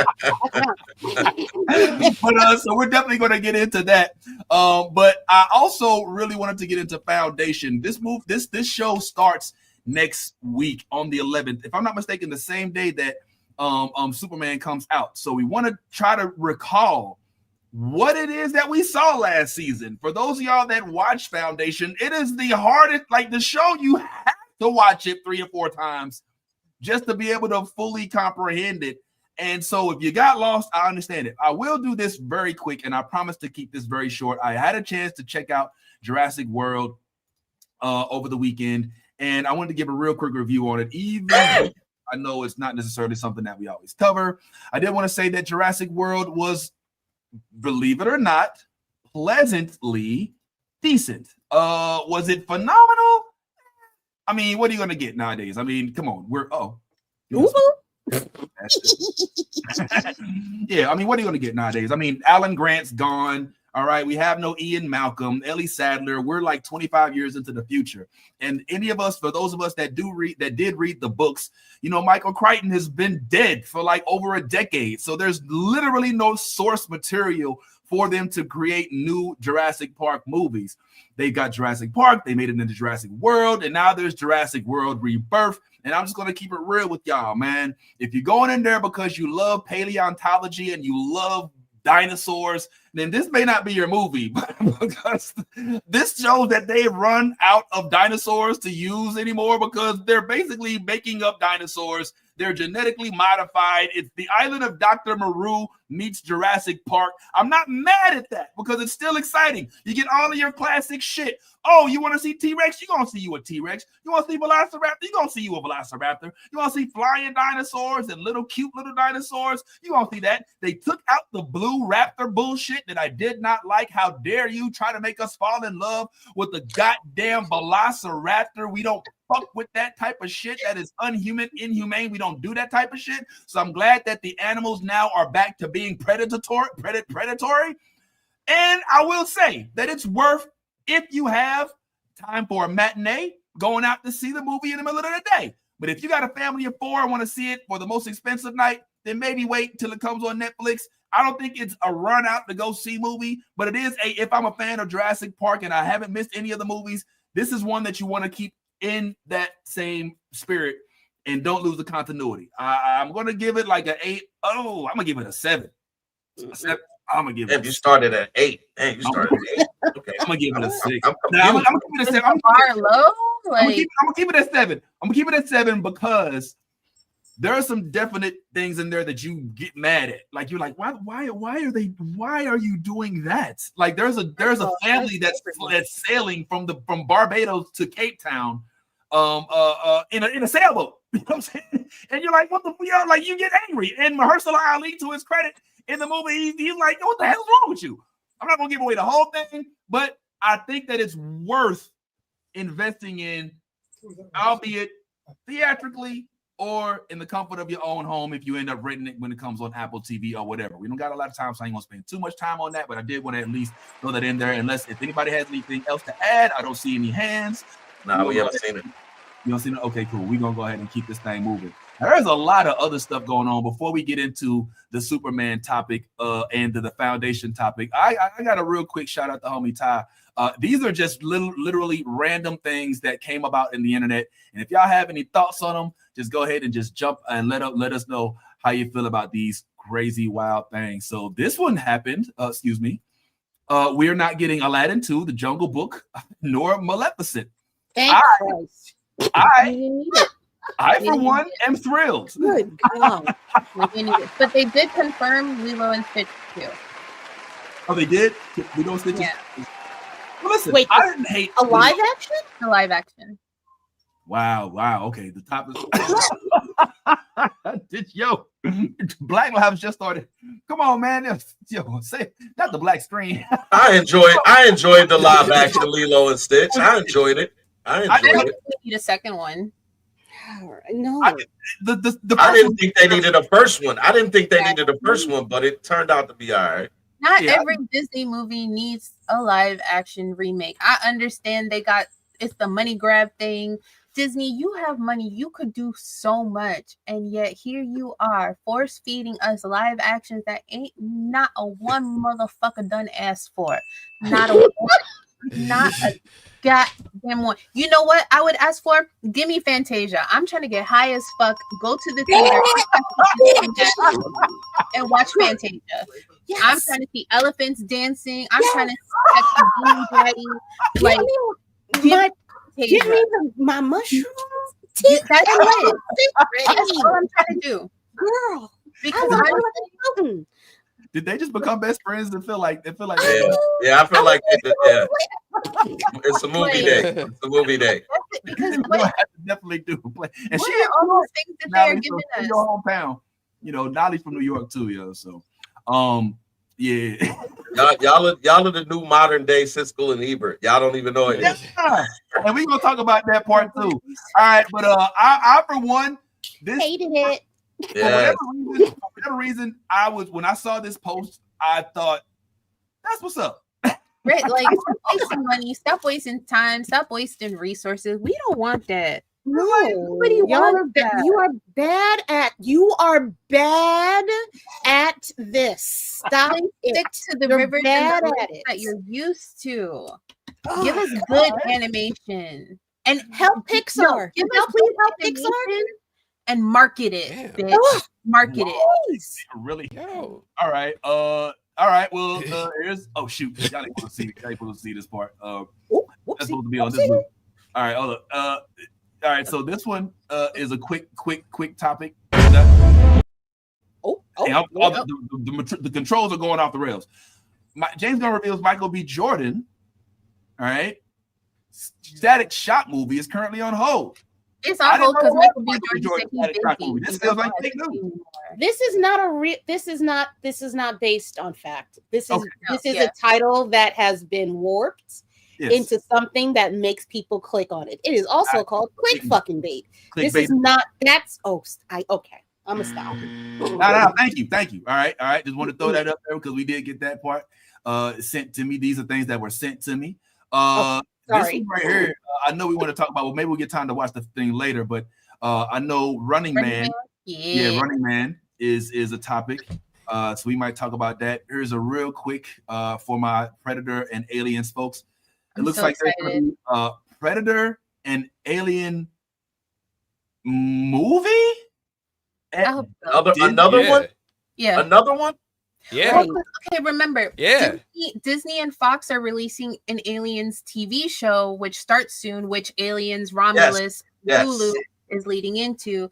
And now they're also launching new Predator stuff. Like we just got the Predator animated series, which was phenomenal. Killers was great. Fucking fire.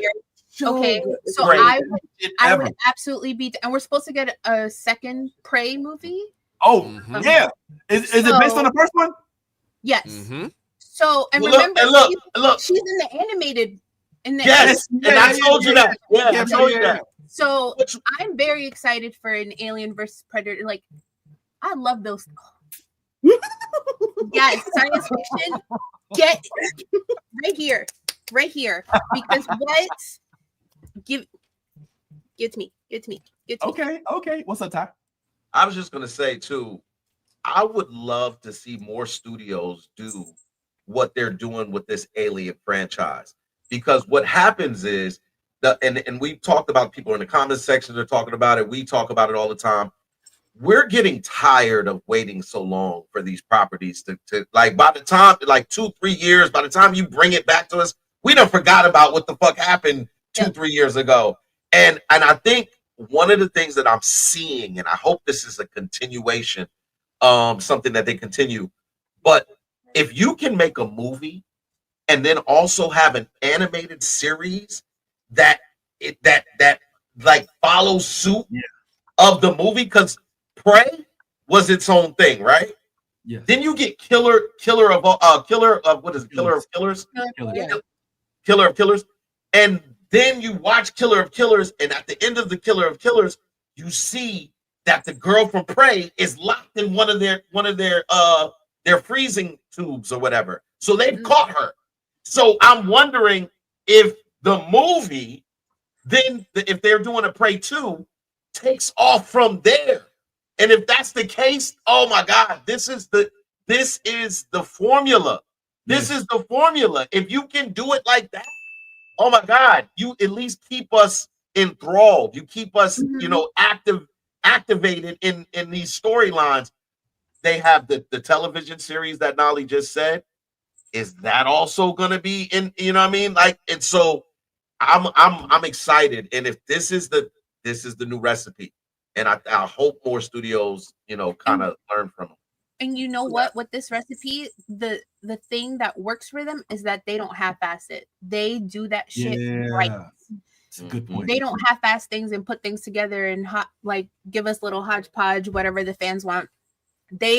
You could tell that they thought this shit through. They planned it out well. They wrote it well, and they're delivering good content.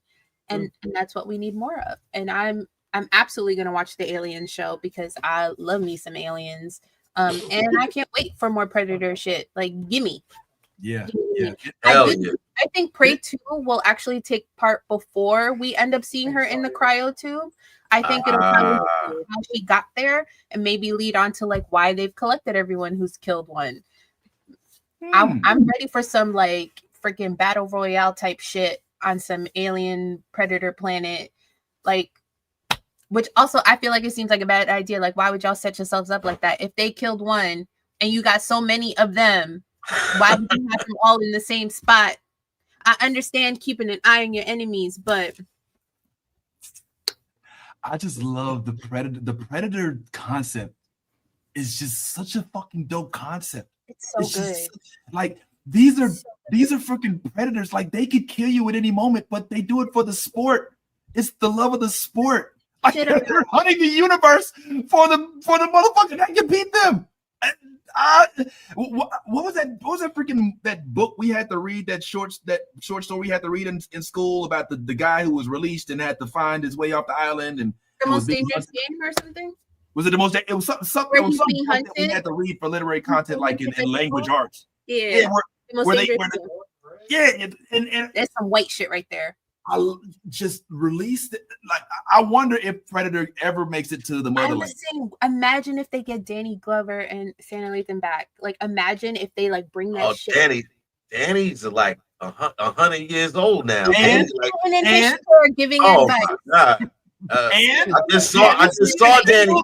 I just saw Danny. 1, 2, and 3. I don't know, man. Danny's not looking like Danny no more. So like, it's like, I mean, you know me, I'm always like, look, like, I don't want to see nobody dying on screen. I've been saying that for a long time. Like, yo, you keep messing with these old people on screen, something bad gonna happen to bitch. They can have him come back as an animated character, though. They can, or find animated. Yeah, I'm with that. I'm with that. Animated, okay. This one's for Lady Mandalore. This news right here. Evidently, Darth Maul is getting a new TV show. What do you feel about this? I'm so excited. I'm excited. I'm very excited. I have been waiting. I saw that at during a Star Wars celebration this year. I saw a few of the clips. Can't fucking wait. But I really hope they do it right. I know that stepdaddy Filoni is on the case, so I'm hoping he's monitoring what's going on and that they're not going to pull some fuck shit and try to bring him into the current continuity because that's gonna piss me off. Yes. But I can't wait to see the fuckery that he's going to get into doing this whole series. He in his bag though. I don't know. I can't figure out what they're going to make him do.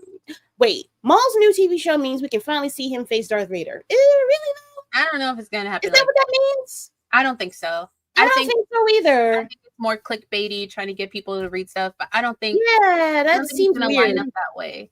But I'm excited for the show because Sam Witwer, who does the voice of Darth Maul and all of the animated parts, he's the one who's writing and producing the show. And he is, if you have listened to any of his interviews, that man bleeds Star Wars. How you correct George fucking Lucas? How you correct him? How you correct him? How?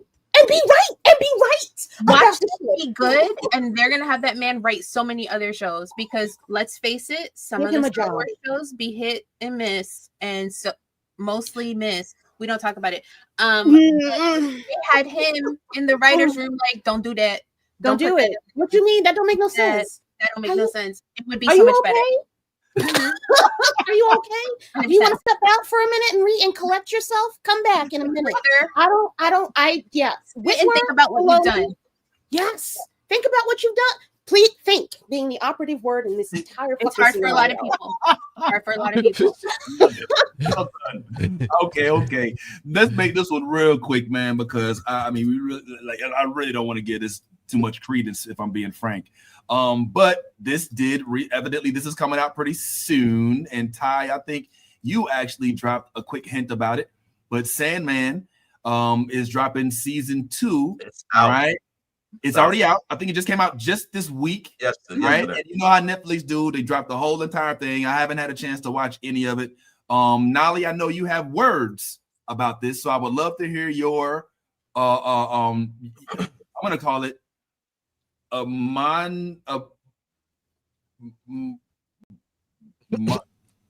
do we call those things? Montage? Monologue. Oh. It wasn't hitting me this morning, bro. I don't know why. But Ty, have you seen some of it already, right, Ty? I have. Okay. I see like 2 episodes.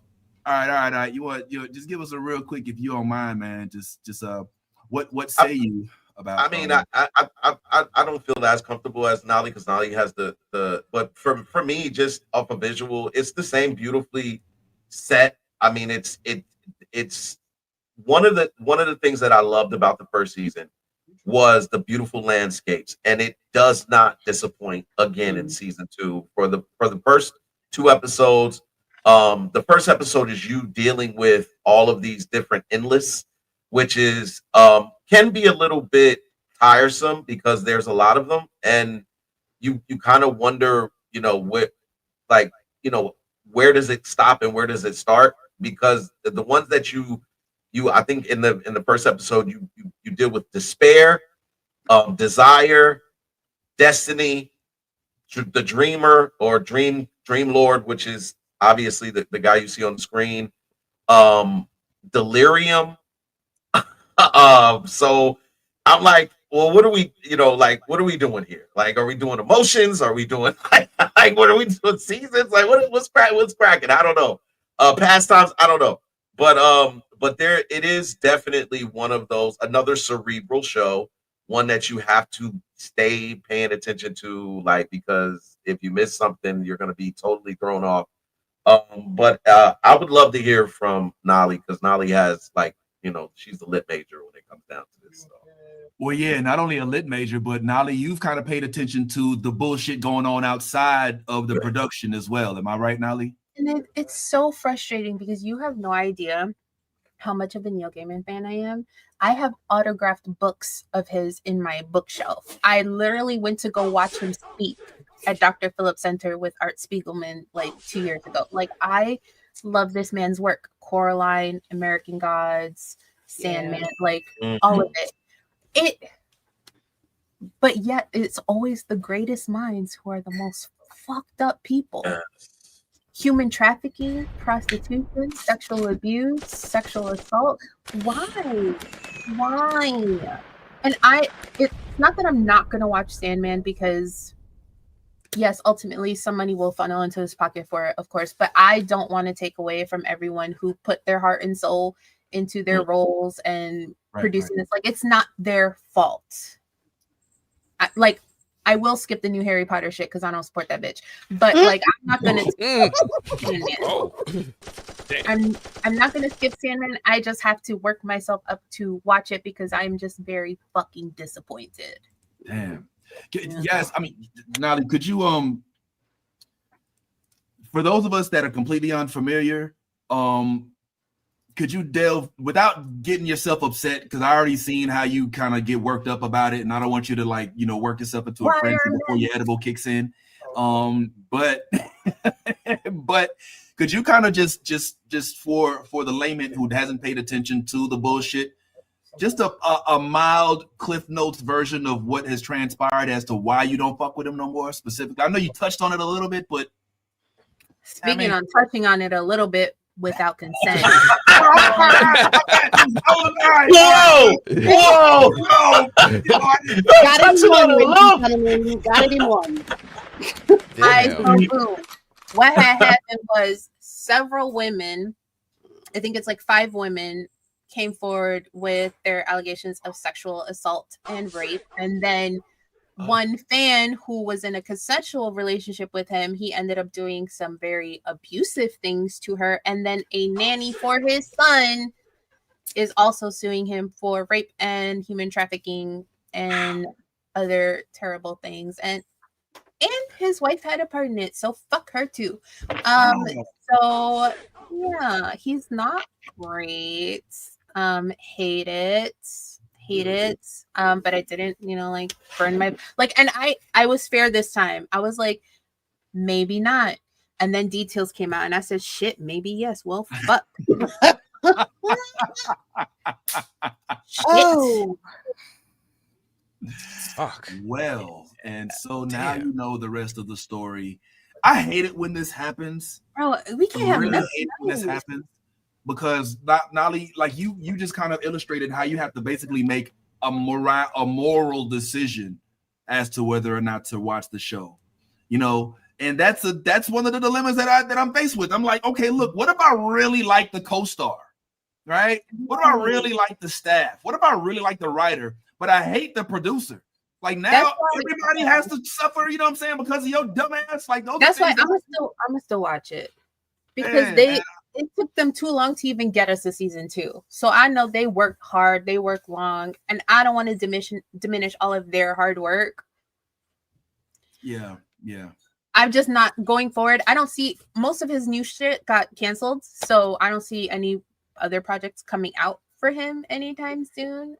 So I'm not worried about, like, in the future having to snub other people because of his shit, but like things like Harry Potter, I will not be watching at all. And also, I just want to say fuck you, Tom Felton, because you were my favorite. I was rooting for you, and not you only defended this bitch, but now you're on her stage show and coming back for the TV show.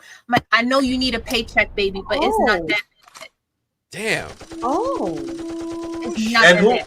who the lead actor? Plays Draco Malfoy in the original movie.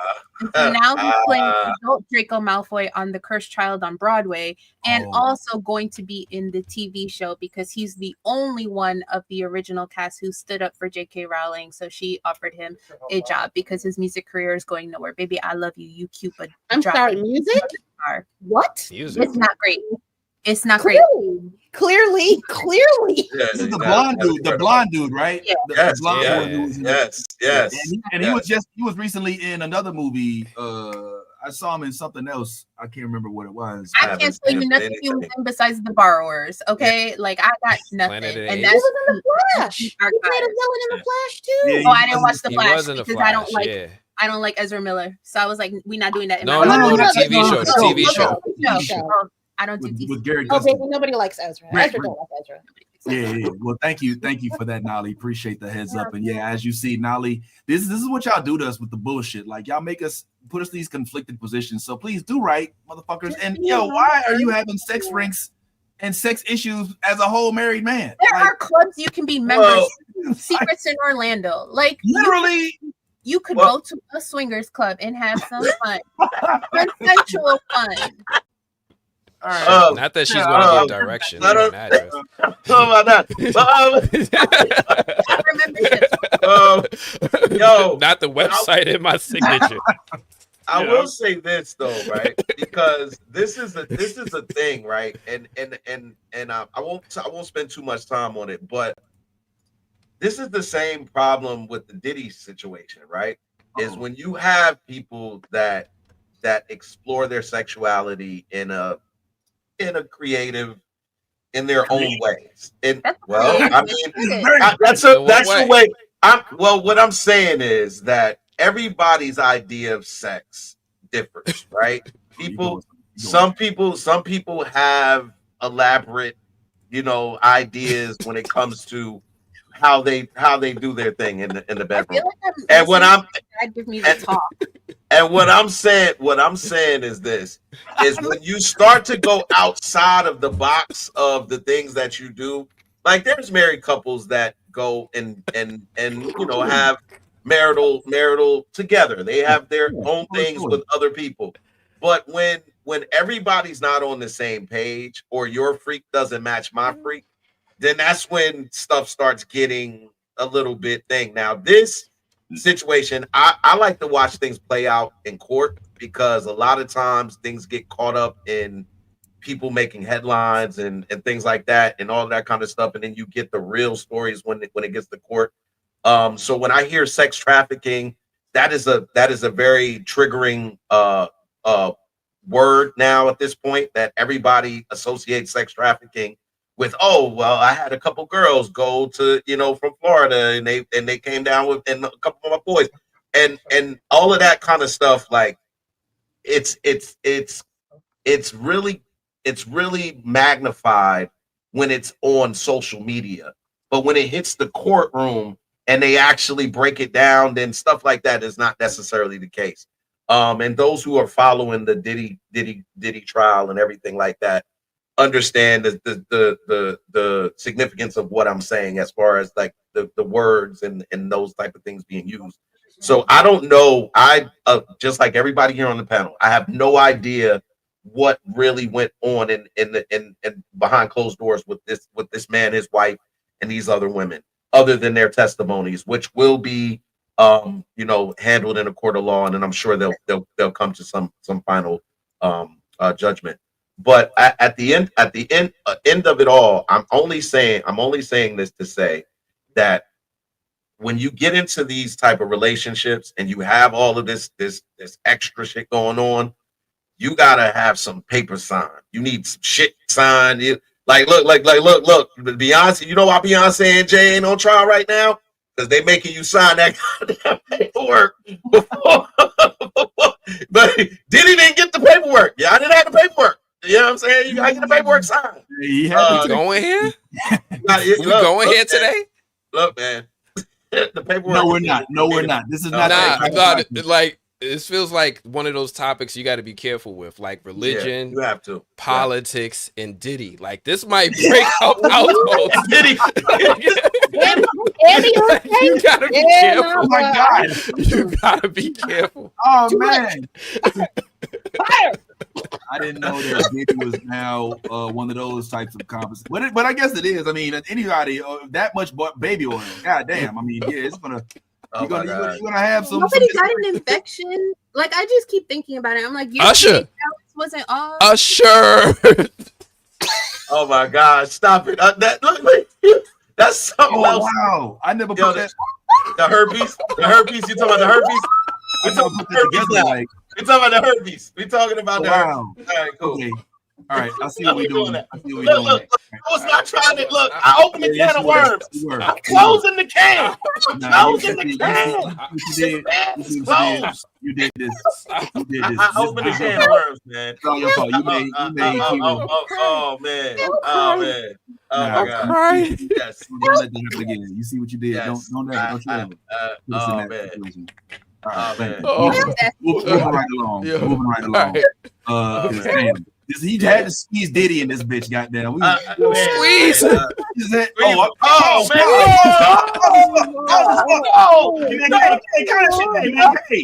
Hey, man. Hey, no. Let me Yo, and is on one today. And is on one today. Snap is on one today. Yo, he's on one today. He is on one today, yo. Oh wow, okay. Well, this one's a little bit for me, kind of, but it's for all of us as well. And y'all tell me how lady this is. But evidently, we've lost. That's the shit I like to hear. That's the shit I like to hear right there. That's the shit I'm talking about.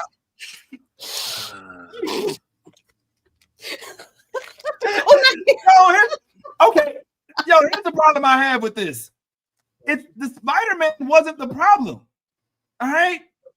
It's the wasn't the problem. No, it's the Spider-Man. No, Spider-Man's happening. All that other shit they were trying to do, that Sinister Six shit, ain't happening. But it could have. It could. No. Let it die. No. Let it go. Let it go. Let it go. Let it go. You're okay. You're okay. You're okay. I'm so mad y'all trying to shoot me to death. I'm so mad y'all. It's okay. It's okay. Just let it happen. Let it happen. Go gentle into that good night, please. I'm with you. I'm with you, Vince. I'm with you. I feel like this is for me is 100% just tired. This is careless and tiresome. Like just to give up. So there's nobody in the building. There's nobody in the building that was keen enough and had the keen awareness enough to say, maybe the people that we have in place, or maybe we need to go and ask for help from over here. Maybe we need to go and grab this person because this person has been able to do consistent good work. Maybe we ask Coogler to come over and do one of our projects because he's had success with Marvel. Maybe we go holler at this person. Nobody in the no, they didn't. They brought Andy Serkis from Lord of the Rings, who they thought worked with Marvel under Ryan Coogler, to come and direct Venom 2, because they thought maybe if we get someone in this space who's in our budget and would work with our system, can come fix this. The issue isn't any of that. The issue, just let it die. I ain't even going to go on this one. I love Spider-Man too much to sit there and try to fix this three-legged dog. Shoot it. Don't put that shit on me. No, I'm not taking that job. No, I don't understand. If y'all see the success of your projects when you work with Marvel, but then see that your shit keeps flopping like a fish out of water for everything else, at what point do you stop? At some point, you are a glutton for punishment. It must be a kink, and you like doing this shit to yourself. Like, you must get off on this, because what the fuck? Ain't no way y'all still dragging this shit. That's like when you have someone propped up at the funeral and they're not in the casket, but they're propped up and they got their favorite drink there. Let it go. Let it go. All right, can I? All right, look. Let me. Wrap it up. Wrap it up. I want this shit cleared by 4 p.m. Eastern Standard Time. Cleared and gone. Sign your shit over to Marvel. Maybe they'll hire you. And call it a day, because y'all not tired of wasting money to not make money. Like, who does money? Y'all just wasting shit while we could still go to the movies before World War III. You wasting time and money. Oh shit! My God. Maybe there's not gonna be movie theaters in a few years, and you're wasting time like this. I want to sit around the post-apocalyptic fire. I want to be talking to my friends. Remember when? Marvel, Spider-Man, and they brought everyone together, and it was pure cinema. I can almost taste the popcorn I had that day.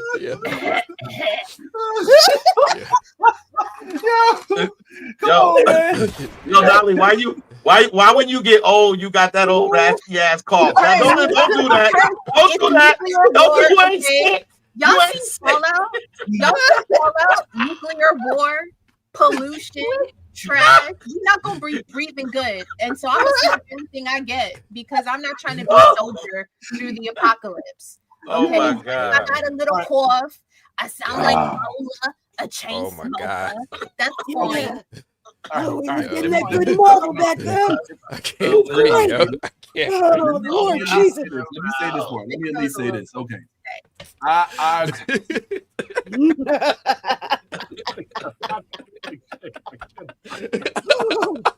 remember the times. I'm sorry. Oh my God. Oh my God. Actual tears. Actual tears. So let me just at least throw this in for context. Okay. Now Sony has now made Venom, Venom 2, Venom: The Last Dance. And how did those go for them? Madam Web, Morbius, God damn. and how did that go? Craven. God Of which damn. only one of them was halfway decent. Hold on, excuse me. Hold on. Yo, I'm not going. I'm still not taking the Morbius hate. Morbius was not as bad as people make it. Morbius I was swear not to God. bad. It wasn't bad, It wasn't but it great. wasn't good. It wasn't good. I mean, but shit, on a rating system that we're rating Marvel movies the same way. We're like, it's it was okay. No. We We're not are. doing this. No. Don't do that. Don't do that. Don't do that. That's not even fair. Just because they got the name attached to them, we're gonna put them in the same. No, baby, we cannot do that. You got somebody with chicken pox going up against somebody with a common cold. Those are two different fucking things. You don't want them coming together and getting it. No. So Everyone's got shingles. we're not rating them together. Here. Not you bringing back chicken pox and then You know who's bringing back chicken pox? People who don't vaccinate their kids. Get your that In part, certain parts of Brooklyn. Yeah. Oh, man. But the point I was making was that she gonna keep putting her blinds down on your ass. Come on back, man. I'm sorry. I'm sorry. So my point is, Sony has clearly failed. All right. If we're looking at if we're looking at this in MLB terms, they batting 100. Ty, they're batting like 100. They got like 1 out of 10 movies that are happening. Okay, let's for the benefit of the doubt, let's say that Morbius was decent and was better than. Okay, that's 2 movies. That's 2 movies out of all of those that I just named. Now we have to put the Spider-Verses in a separate category completely. We have to, because those movies are good and they're not coming from the same source that is giving us the live action versions. So Sony, you've had Spider-Man. It's the same producer. No. You can't tell me that the same guy who wrote for Miles Morales is writing for it's the same producer, Amy Pascal. So she's the one who actually has the rights to Spider-Man within Sony. She don't even work for Sony no more. They fired her. But because she has the rights, anytime they do something with Spider-Man, she has to be in it. So when you see the Spider-Man Noir, you're gonna see executive produced by Amy Pascal going across it. So she is the one holding the keys. She's the one that hired Phil Lord and Miller to work on the Spider-Verse films. She's the ones who beef with them over the Silk movie, and that's why Silk TV show, and that's what that joint got canceled. I hear you, but we gotta remember that there are central heads here that hold the keys to these stories and the way these stories are told. But that would, in my opinion, and just if I may, I think that kind of minimizes the impact of those that are hired to make the projects. Like, yeah, you can have Kevin Feige at the helm, but that doesn't he's the mean producer, but he's the one. But that doesn't mean that I'm gonna like Iron Fist as much as I like Luke Cage, right? Like, they're gonna have different people involved with the projects, even though there's but he's the one. But he's the one who decides who's involved, and he's the one who approves or vetoes the story, right? So like when you had everything leading up to the Infinity War, and he wanted to have all those Easter eggs with Infinity Stones, and the directors was like, I don't even know what this has to do with my story. He's the one who insisted on it happening. He's the one who was like, matter of fact, you can go home. I'm gonna bring in another director, and he's gonna direct the scene for me and tack it at the end of your movie. Amy Pascal is the Kevin Feige of the Sony Spider-Man universe. Correct. But she just does not organize them in a way that they're creating a cohesive story, a cohesive narrative. Every time that they try to set up a cohesive narrative, it collapses. You remember they had that thing where the Vulture appeared in Morbius? Yes. You remember that thing where the Venom symbiote popped up in the MCU, and we was going to pick that up in What happened? You remember when what's his name? Childish Gambino showed up as Aaron Davis in Spider-Man Homecoming and said, yo, you should hear about my nephew. And the Spider-Verse. And the Spider-Verse. He's the Spider-Verse too. He's one of the few that actually has some continuity.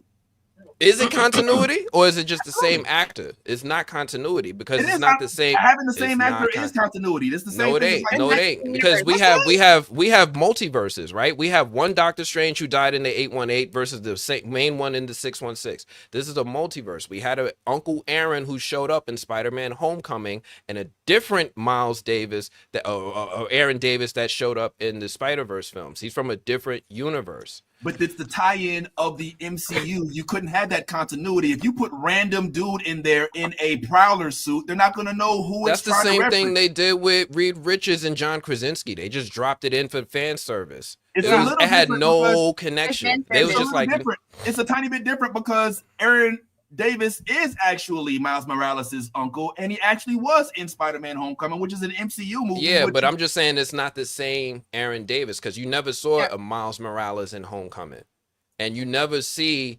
that Aaron meet his Miles, right? But when he saw Spider-Man, he ain't even really react to him. He was like, oh my, he ain't do none of that. Well, the fact of the matter is, there's probably, and I would like to see it. I'm gonna just say it. I would like to see them keep Donald Glover as the Prowler for the time being in the live action, which I suspect, I expect them to introduce Miles Morales in this upcoming Spider-Man movie. And if they don't, they will be doing the franchise a major disservice, especially since Tom Holland has already come out and said, these next movies need to pass the goddamn buck. He said it out of his own mouth. He was like, we got to go to either Jessica Drew or Miles Morales, but I'm not going to be a 35-year-old Spider-Man. He said, I'm gonna be married. I'm ready to pop out kids. I need to take care of my kids. Like, y'all need to wrap this up by noon.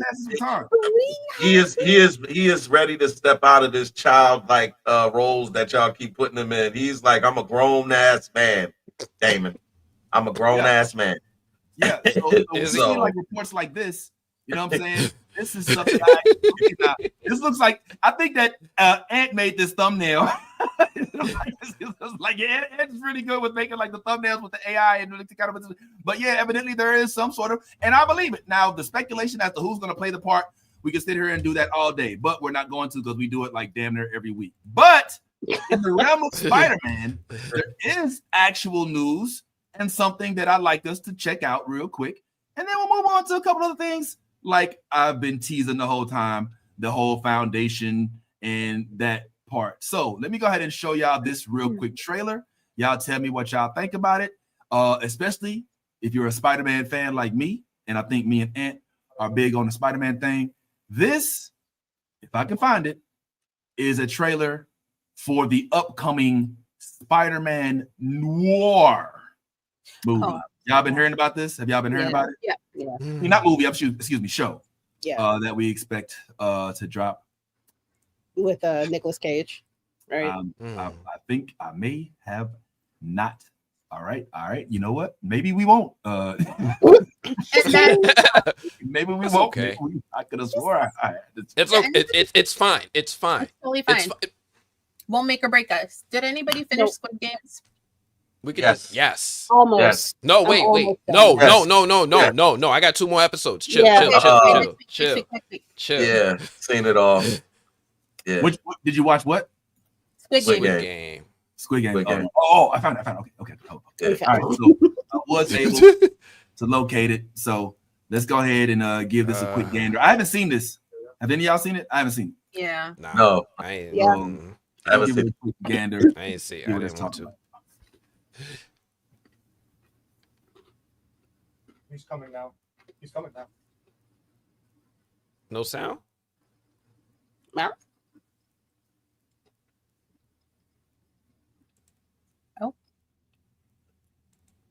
It's a black and white movie, you guys. There's never going to be any sound. Not I think it's what's muted. taking me out is the comment. It's the comment where the guy is like, "But why Black Spider, a white dude? That's not what Spider Noir means." You have no sound. Once again, here is the Spider-Man Noir trailer with audio. Have you seen it out there?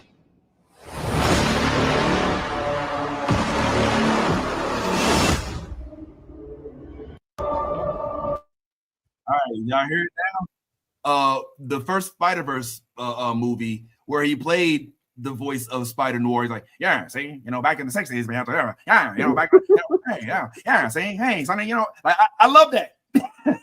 After the first movie. No. Hold on. Out of all the Spider-Man variants that they have, Spider-Man Noir was in your top 10 that you was hoping would get adapted? For me, I'm gonna say yes. Yeah.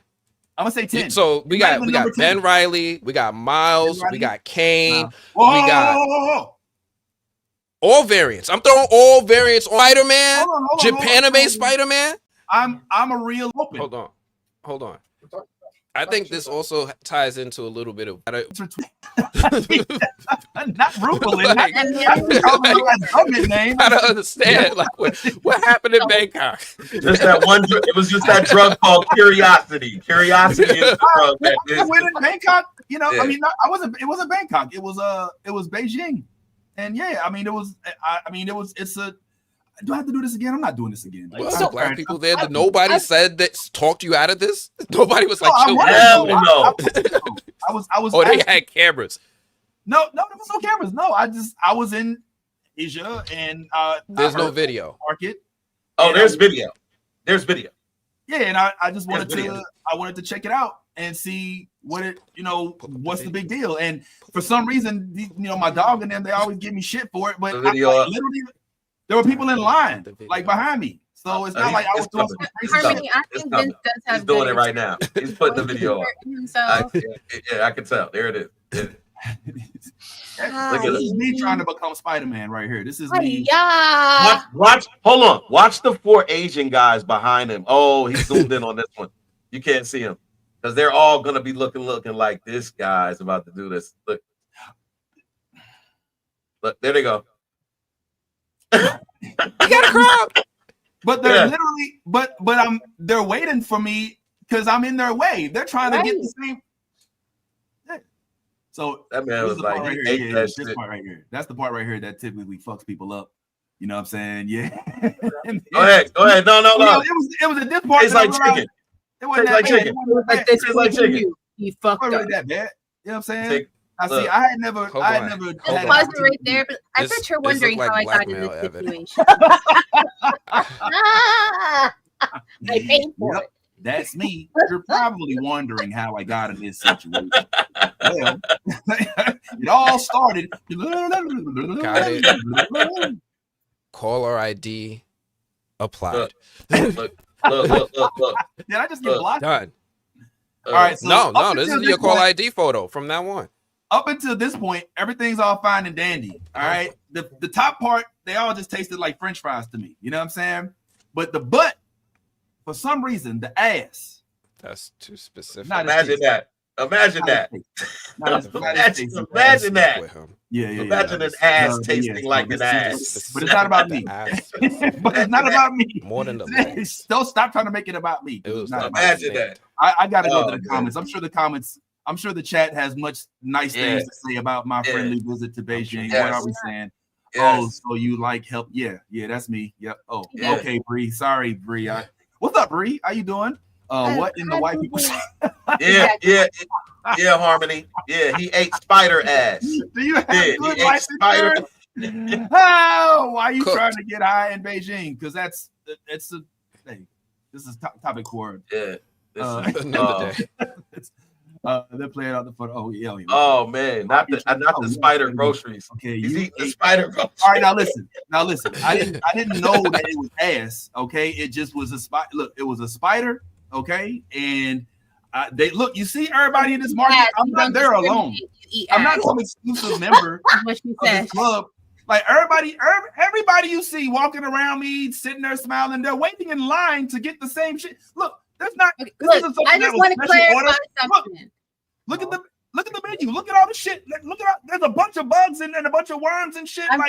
I'm just trying to clarify. So you do eat ass and you don't discriminate, is what you're saying? Because the way you chomped on that spider booty, you waited. Yeah. And he didn't spit it out. Once he realized he was eating the ass. What are you talking about? That's literally the last thing I did. There's nothing. We don't see that on the tape. Cap. We don't see that on the tape. Cap. Yes, you do. It's the last thing that happened. Nah. Who put this up on the screen? I didn't put that on the screen. Why do you keep repeating this, Harmony? Like, why you keep saying this? Like, it's first of all, I didn't know it was an ass. It's on the stick. So let me get this straight. So did you realize when you bit into the head that you were biting into the head? Huh? I'm just curious because if you did, then you know that the bottom half of one's body is usually where their ass is. So you and the fact that he had stuck the man. Listen, man, we ain't gonna go there, man. But hey, man, I love this sprouts. Oh man. Well, this is what am I? I'm still and on waiting. That note, Spider Noir is gonna be a watch. Yeah, I forgot that's what we were talking about. Smooth transition. Shout out. There we go. That's what I'm talking about. Yeah. All right. Y'all taking up enough time trying to put me on blast. Let me go ahead and skip forward then, because we did talk briefly about the fact that the homie, Room Full of Blurs, as you see her right there, hero also known as Lady Mandalore, is looking forward to seeing Superman. Yes. And that's interesting. Could you kind of explain? I basically think it's going to be the movie of the summer, honestly. I think that James Gunn is going to be setting up a lot of lore for the rest of this new DCU that he's got coming up. I'm very excited for the lore that he's building. I know very little about Spider-Man. About Superman. I know very little about Superman aside from his power source. Not counting the animated series of the Justice League, things like that. The animated series, love right. Everybody that's in there. But the Superman in general comics, I'm not a fan. But I think that he is going to do a great job with bringing a human element into the Spider-Man. God damn it! And into the Superman universe. Good Jesus! Talked about it for like 30 minutes. Leave me alone. I think that what people lose in loving Superman so much is that he's the only superhero that I know of off the top of my head that tries to tamping down his powers in order to fit in amongst us humans. He aches to be a regular human. He aches to see the goodness in humanity so that he can keep fighting. And I think that's what this story is really going to be about. James, my only I need you to stop hurting animals, okay? I need you to stop doing that in these movies, because the tears that I cry do not need to be in public, and with the snot coming down my face is not attractive, okay? I'm so tired of him fucking with these dogs and these raccoons and the bunnies. It makes me sad. I don't want to be sad during these movies. I want to be happy. I just want to leave happy. What? I'm tired of the scoring. Are you talking about the crypto? You're talking about crypto. Yes. Leave that dog alone. Leave it alone. What happened to the dog? What happened to him? Did you not see the clip? The leaked clip of Lex fucking with Lex took the dog. He took the dog. We don't know where the dog is. Where's the dog, Lex? Where's the dog? Oh no! I didn't know that. Okay. What did you do to get the dog? That's my other concern. What did you do? What did you do? What did you do? Are we talking character? Or are we talking real life? Character. They leaked the clip from the movie. Yeah. Sorry, they leaked the clip from the movie, and Superman pissed. He 18 shades of fucking pissed off, and he grabs the desk in front of Lex and throws it up against it, and he straight up says, "Where's the dog? Where's the dog?" Also, this is going from Superman to some straight John Wick. You killed my dog. Type like it's what you're giving. You hurt. I know you had to hurt that dog to get that dog. There's no way you're keeping him somewhere. Look at his baby face. Look at baby. He's so stupid. He's so dumb. Just look. That's a dumb dog. He's a dumb good dog. Look at his face. Oh man. Yo, these are literally the first scenes that I've seen of this movie. I have been so good at not seeing anything. Yeah, I haven't seen anything.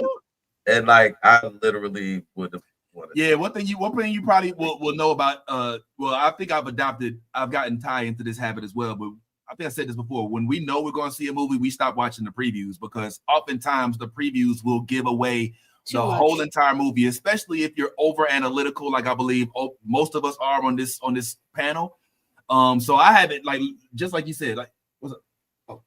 I haven't seen these trailers. This is some of the first footage that I've seen, but I did think that your enthusiasm for the movie is refreshing. Does anybody else here share the enthusiasm? I was excited about another Superman property. And I'm still excited about it. I like I said, I've done a pretty good job of not watching any of the trailers or anything. So I was trying to go into it with as fresh of a review as possible because I didn't want anybody or any groups to sway me. And then I came across an article, and then like that, I didn't even mean to, like it literally just popped up in my face, and I read it, and then it was talking about some of the critics and what their reviews were of it. But I already stated, and I think, and I'm pretty sure there's going to be a lot of people that have this same critique, but I think there is a level of loyalty that people still hold in regards to Henry Cavill. And I think that a lot of people wanted him and looked at him the same way they look at Iron Man. No, Iron Man. Robert Downey Jr. Yeah. Like it was hard for them to accept that there would be someone else playing Iron Man or wearing an Iron Man suit other than Iron Man. Well, not necessarily Iron Man, but Robert Downey Jr. himself. I think that everything that this guy does in the movie is going to be compared to Henry Cavill, unfortunately. And so if in any way he doesn't do what he has to do on the screen, that is going to be the most, I think, the quickest and the most popular critique of the movie. And it's unfair to him, but it's also what happens with all of the Superman properties. Like, Christopher Reeves is the original. Well, not the original. I mean, you go all the way back. And I don't know his name, but I remember watching him as a kid. George Reeves, yeah. So he's original, but then you got Christopher Reeves, and then he kind of made us fall in love with Superman again. And then we went through that phase where we didn't have a Superman, and then we got all of the little TV series Superman, and then we got another Superman, and it didn't work out, and they tried to do Superman Returns, and that. So, but anyway, to make a long story short, yo, I'm hopeful for this movie, but I do have my reservations, and I don't think it's going to be as good as a lot of people think it's going to be. Oh yeah, yeah. Unfortunately, I mean, I don't honestly know. I have a sneaky suspicion that you're wrong.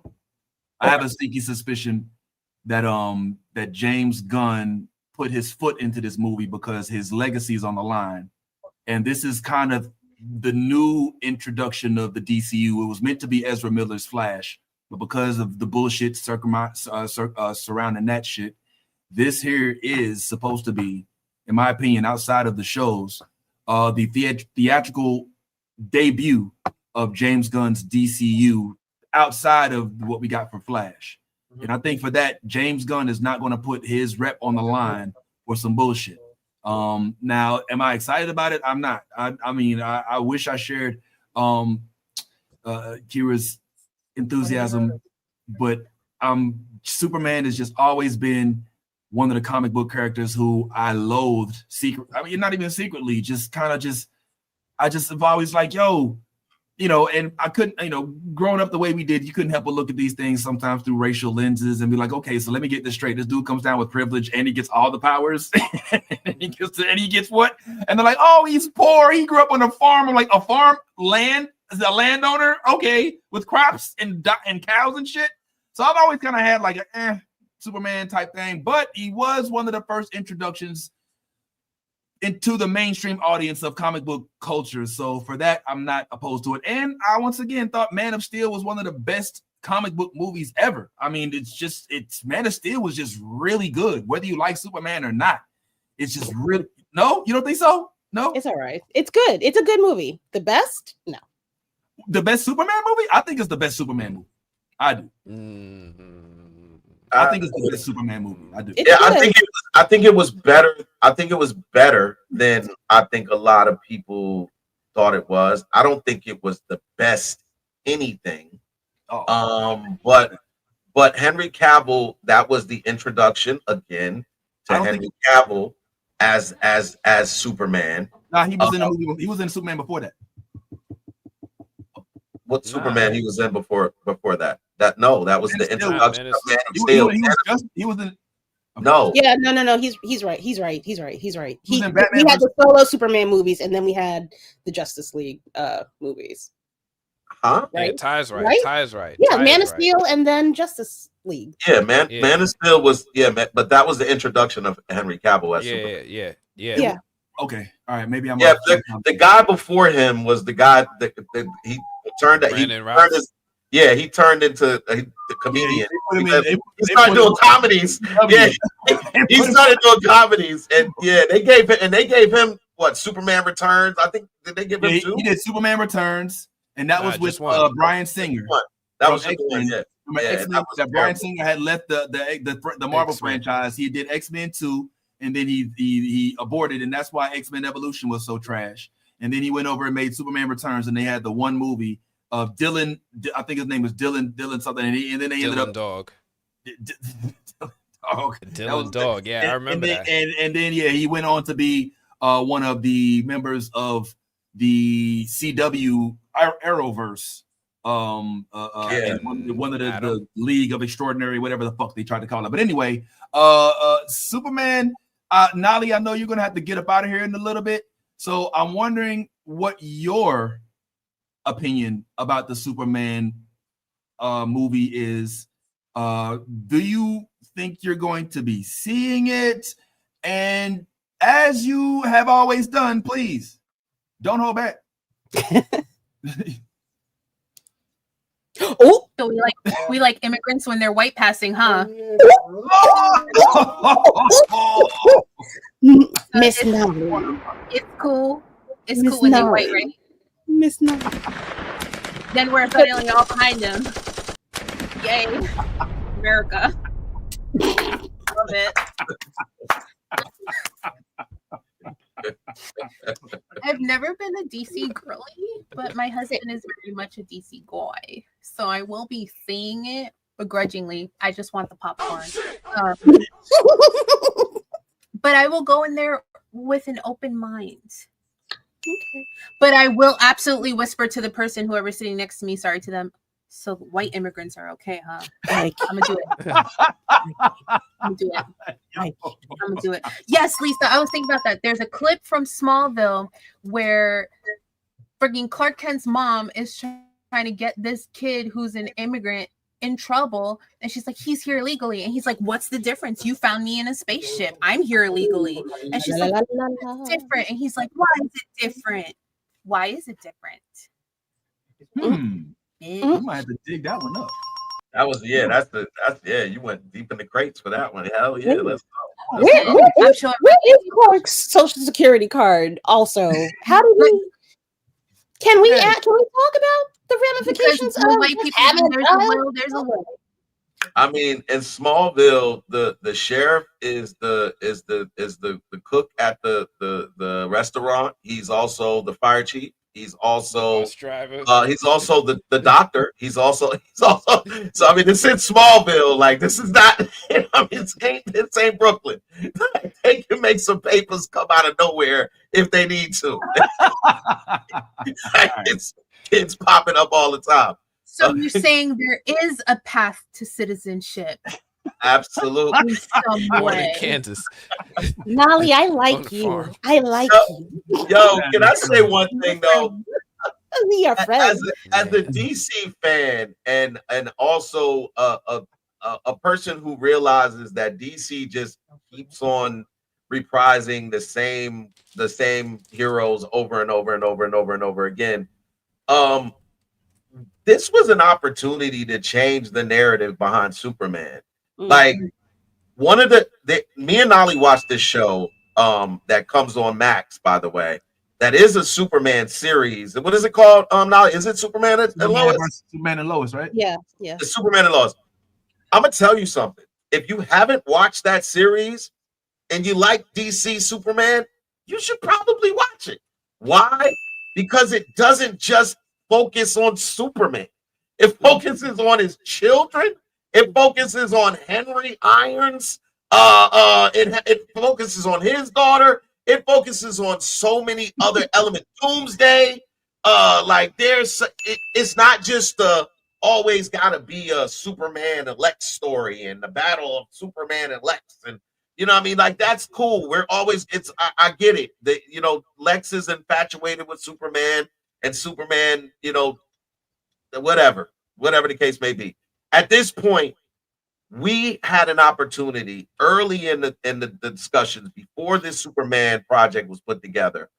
They were talking about, let's maybe go with a different side of the Superman universe. Let's go with Val Zod as Superman. Yeah. Let's go delve into the other iterations of Superman that are not just the same iteration of the guy that we all have seen on screen a multitude of times. There's not much more you can show me about this guy that we haven't already seen on screen. So this, I think, is a fumbling of the bag. And if it really turns out not to be as successful as DC and James Gunn hope it to be, it'll be because of that. It'll be because you did not look outside of the box in the realm of the things that have already come before you and use those tools to your ability. You had an opportunity to show us a different side of things, just like you brought Supergirl into the DCU. You could do the same thing with other elements, and I know they're probably going to bring in crypto, and that's we brought in crypto. Like, okay, yeah, because that we asked for crypto. I'm adamant. I adamantly disagree with everything you just said. They're not rehashing Superman the way that he's been rehashed before. Again, they are showing the human side to Superman. They're showing him be flawed. They're showing him and Lois, not being the main reason why he has to do everything. I don't think we're going to get a full origin story like we've been getting fucking regurgitated ad goddamn fucking nauseum. They're going to take a page out of the Spider-Man the live action Spider-Man movies that we've gotten, skip over all of that shit, and we're getting straight into the shit. I think that bringing the 18 million different characters that they're also introducing into this universe is also going to help pull away from the regular Superman that we're used to getting ad nauseum. I think this is going to be an extremely different Superman than people are accustomed to. I don't think it's going to be squeaky clean. I think there's going to be a little bit of gray that goes on in the story. I think that Superman is going to have to deal with some real fucking moral questions or pushing. I hope, that's my hope. It feels like there's going to be something where Superman is going to have to make a very damning choice. Thus the whatever the fuck they throw at his head issues. He's going to be looked at as the villain in this movie and to the people in that universe. I don't know though. I think this is going to be a different movie. I think trying to put all of the previous iterations of Superman into this, or thinking that that's what you're walking into, is, I don't think that's the right feeling to go into with this. So Harmon, Kira, you're saying that it's the human element that they're revealing to us about Superman, as though we haven't got that in every single movie that he's in, series that he's been in. When it comes down to human element, the series that I was just referring to had him almost cheat on his wife. So like there's certain things that have been in Smallville where we had him in love with 3 different people on the show: Lana, Chloe, and what was the other girl?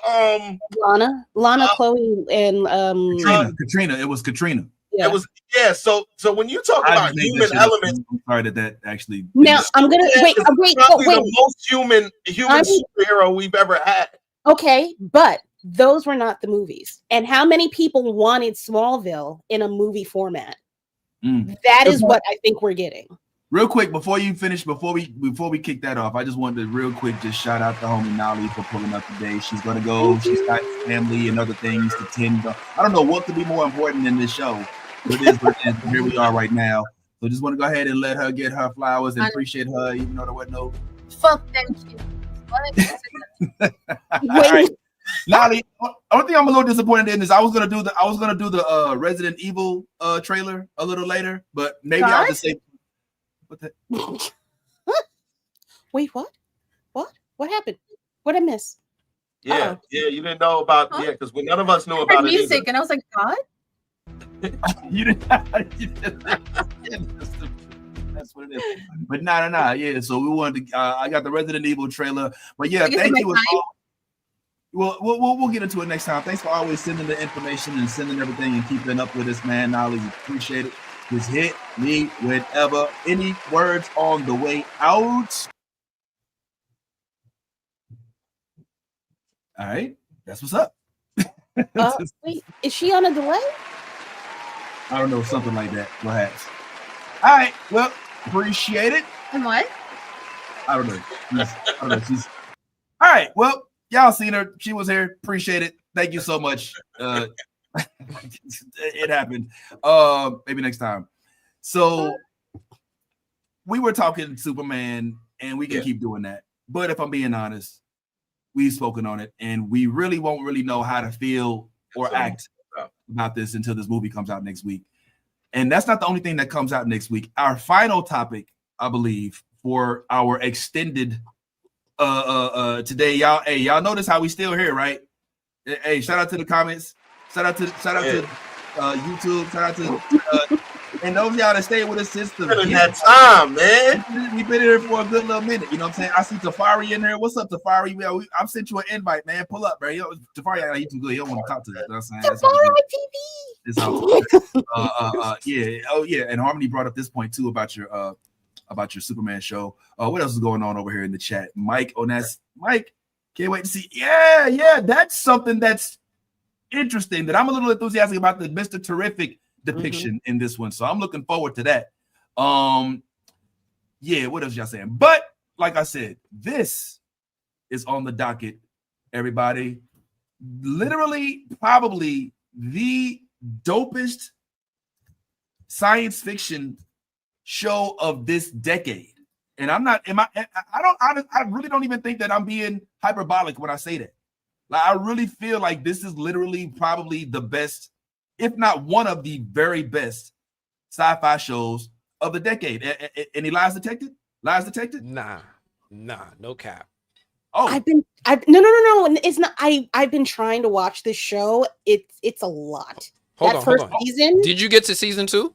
No, bruh. I've been trying to. Nah. No. I'm not on it. I'm not saying it's bad. It's just like I've been busy. No, season one is rough. Season 1, no lie, is rough. But once you get past season 1 and you get to season 2 is all gas. It's all gas. There's all that season 1 stuff makes sense, but you have to go through it.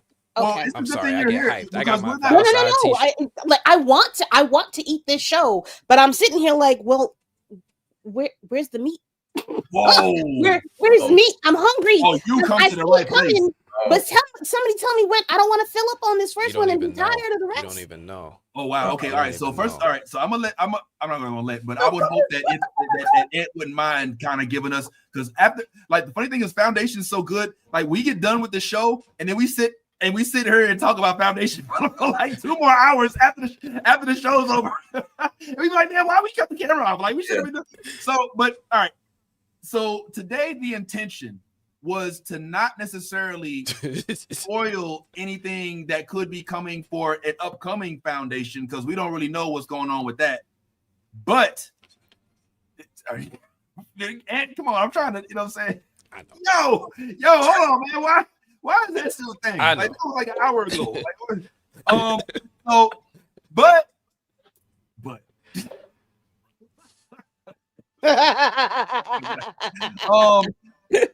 what we wanted to do was at least talk about what's happened up to the new season for those who have been following along, which would be to the season finale of season 2.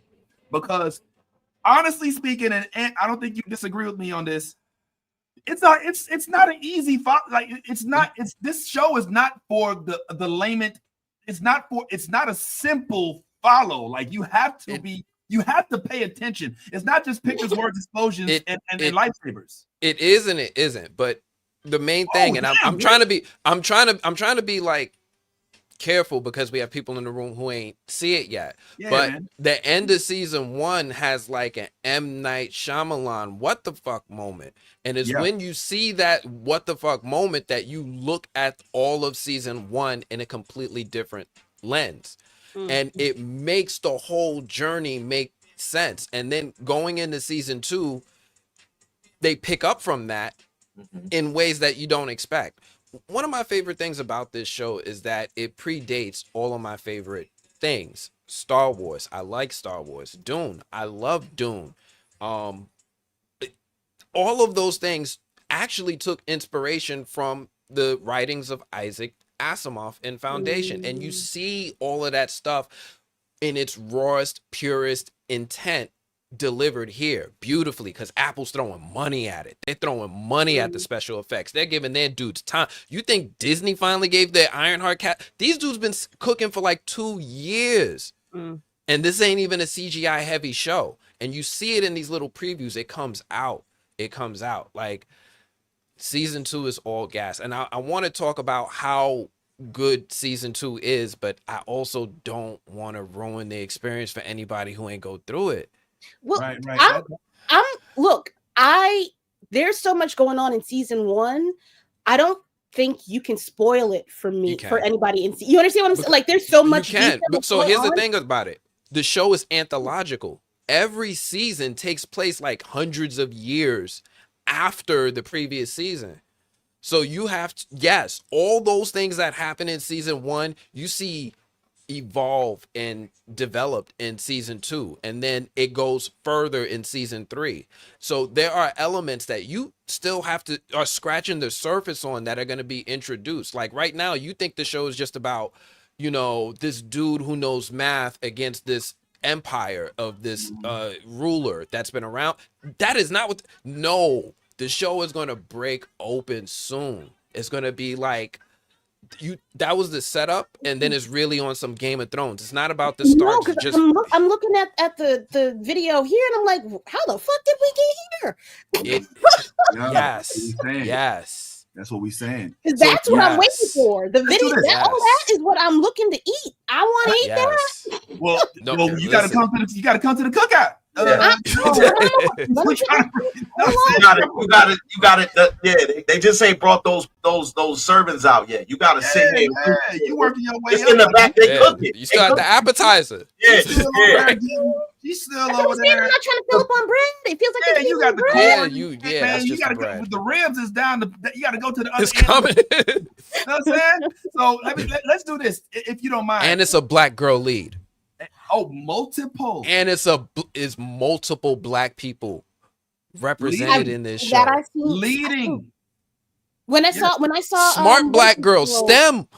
What's that child?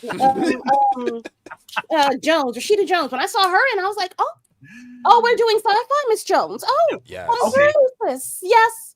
So I'm sorry. Go ahead. No, I'm done. I don't know anything. I'm just excited to try to watch it again.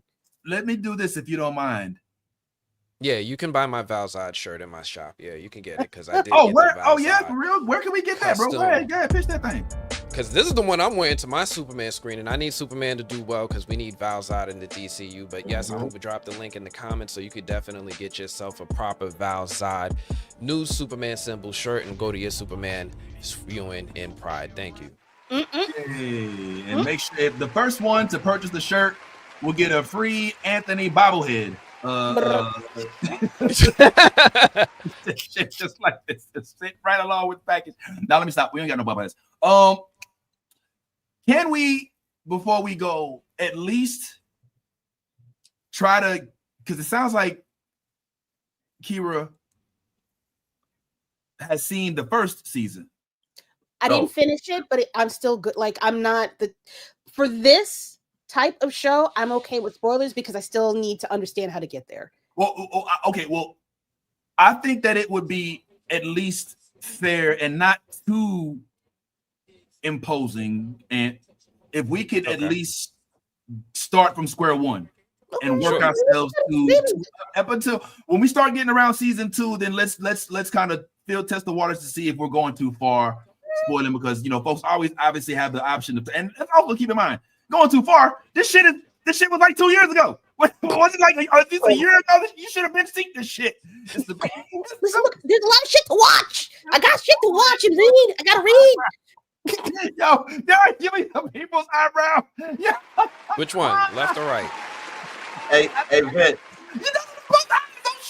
Talent right there, boy. I can't do that shit. Go ahead. Yeah, I was going to say this because what you're asking us to do is really not feasible, because I think that Foundation is such a detail oriented show that if we miss something within us talking about it, that she could just, like, for me and you, the biggest and the most fun journey and the fun part of the journey of Foundation was absorbing what it was that we were watching.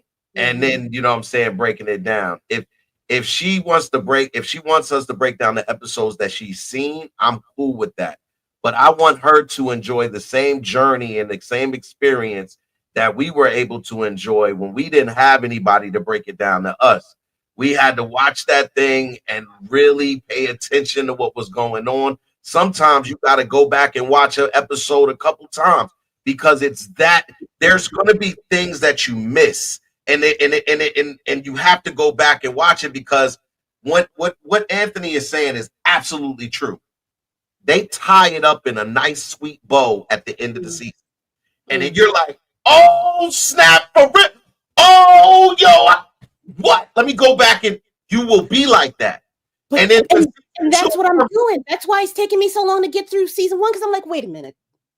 Wait the fuck up. Hold on. Let me go. Like, I'll be on episode 3 and I'm like, the fuck? One is in the journey. But Joe, okay. all right, let me say this, and I let me just say this respectfully. This should be at the top of your list. I'm gonna watch after I get off. I'm going. This show takes priority right now, especially because who's leading the show and the way they keep writing it. Because they could have been written black people out of prominence in this show, but they have refused to do so. They could have killed off multiple times certain said characters, but they have refused, and they will. And even in the introduction of new characters, we're getting even more black characters and more black. So like it's yo, this is a top priority 5-alarm fire. You got to watch this shit type of show, and we're gonna have to issue it to you as homework, unfortunately. So I've got my Apple TV button queued up and ready to go. Okay, that's the correct answer. That is the correct answer. There's no better answer than that. So now I'm not gonna lie, guys. I was kind of looking forward to at least delving into the foundation of Foundation. Go ahead. No. Hold on. How about this? You tell us what you've seen of Foundation, and then we can maybe expound on it. No. Talk. All right. So look. To that point, the new season of Foundation comes out on the 11th.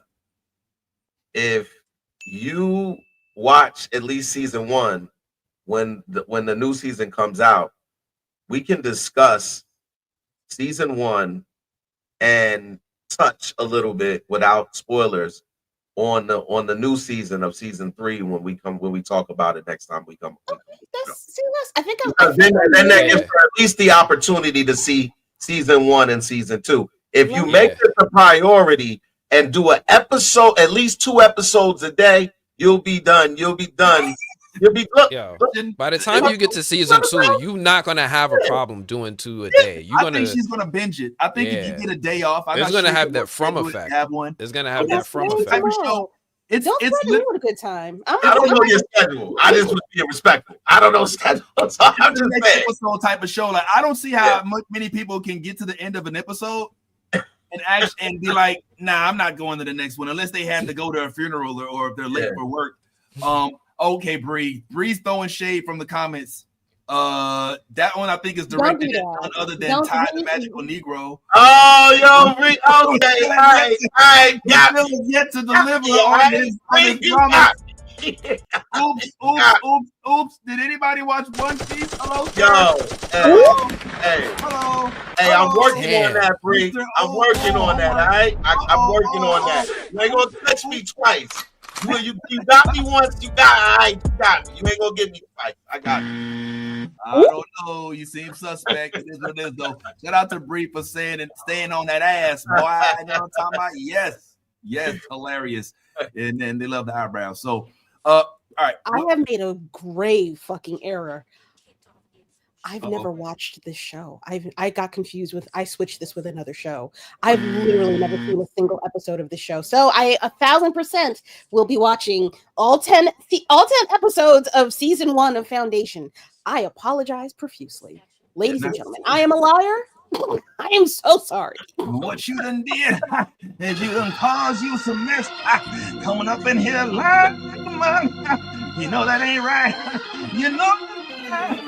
You can't be lying in here, cause ain't no more fish gonna save your ass. It ain't no devil that's gonna save you. If you don't watch Foundation, please watch the show. It's really good. It's really.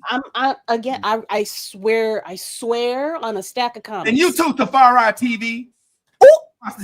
I know he ain't watched it. I know you have never watched a single episode. Don't you come in here causing mess. I'm pulling out your own clique. I'm pulling your own homeboy. Both of y'all. Y'all better watch the Foundation, damn it. And I want to hear back from y'all full book report. Report the base 0800. Goddamn it. I need all. No chat GPT either. I can tell I got an app for that. So don't try that bullshit. Come on. And hopefully bring you up on it too. Let's go ahead. Let's get together. We should come back here and talk all about it, man. You say I've never heard of it. See? That is your friend. That is your whole friend. You know your boy Dodo. All right. So let me just say this and then we'll get up out of here. because it sounds like the fellas, which are very much better than me at spoiling things, are trying to preserve the integrity of the show for you and for some of our viewers and listeners. If you're listening on Spotify, shout out to the listeners. I never give the listeners no credit. I'm going to be doing Foundation live streams, Vince, and you are more than welcome. Ty, you are more than welcome. We could get it out of our system. Okay. Well, I need a refresher. You understand? Like, yeah, we could do that. I need to re-establish what the fuck. You understand what I'm saying? Yeah. Because I'm like, all right, so that's what it is. That's what it is. So Foundation live streams are coming from the beginning. Okay. So I did do one on season 1. I did like a little 15-minute video. I threw it out there. But we definitely need to do it together. Yeah. I'm here for it. Give me what's the you know what? Well, we can talk off the air. No, fuck that. Let's promote it now. When is the next one? Oh shit. Yeah, we'll talk off there. All right, my bad. I want to put him on blast. I thought I was trying to put you on blast. No, Bree says she wants in. I think that's what that means. And then yeah, man, if you would definitely hell yeah. All right, full disclosure, y'all. All right, can I, in a moment of candidness, all right, I've seen Lady Mandalore online. I've seen the posts, room full of blurred eye view, all of those cool things. And I've always said, oh, there's Lady Mandalore. And I can't see anything other than that. And now she gave me her real name, and it has fucked me up. Like I can't make the transition. I can't go from Lady Mandalore to Lady M. Lady M. Lady M. Okay, Lady M. Okay. Look, we can go back. We could go back for you, Vince, because we know you're a visual. Sometimes you're a visual thinker. We could put her name by her picture like we used to, but until you get it. But I mean, it's Kira. It's so easy to say. It just blows up here. Kira. It's just okay. Yeah, Kira. All right. Kira. That's one of my favorite animes from back in the day, man. Did y'all? Off your list. That's pretty cool. There you go. There you go. I got you. Oh, she did. Oh, okay. Hold on. Let's see what did, right. Hey, shout out to me for having no memory. All right, cool. All right, man. Well, let me go ahead and start wrapping this bullshit up. We're having too much fun today. But hey, can we see that Running Man video before we leave, man? The trailer. I was just about to say, but on the way out, let me show y'all one trailer. All right. That we can maybe give some quick thoughts on. Now, Ty, Running Man is not a new concept, right? No. Just remind us as to where a OG Running Man, like who, like you know. If I remember, it was either Van Damme or Schwarzenegger. Schwarzenegger, right? Schwarzenegger. Yeah. So if I remember the original one, Running Man, he was on Mars or something like that. That's Total Recall. That's Total Recall. I think it was both movies were. I don't fucking know. I'm not going. Either way, it was a game that you play. There was some type of game that they used criminals, or what they downtrodden people, and basically in the games you were fighting for your life. You were running all around. You know what? Who does it better than you? The trailer. So why don't you the trailer speak? And let's tell me what y'all. Let's talk about it on the. Oh shoot! Tell me what y'all think about it on the other side. This is the trailer for The Running Man. I'm filming me.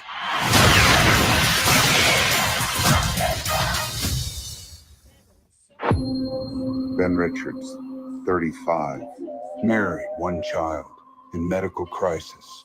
We need money for a doctor now. Ben, watch yourself. Employment status, blacklisted. But there's still a way out for you. It's the biggest show in the country. Bloodlust is our birthright. Set it free. Welcome to The Running Man. People on these games never come back. I'm not trying to get myself killed, so kiss my ass twice. Right there is why you can win this game. The rules are simple. Survive 30 days with the entire nation hunting you down. And get your family out of Slumside for good. I'm gonna come back here and burn this building down. I promise. That's the spirit. This is America, goddammit! And we don't put up with no bullshit! Yes!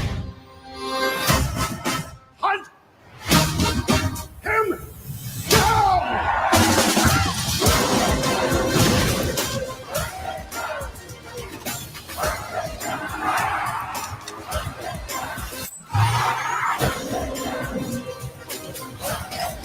Stop filming me! Have you ever wondered if this game is rigged?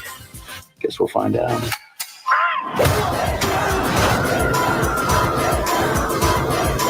You might be moving up too fast. Hey, buddy. You're on freebie.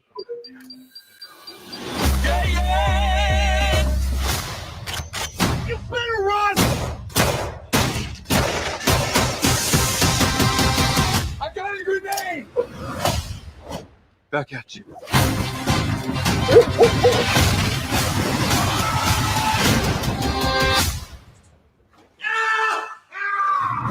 I'm still here, you shit eaters. Hey,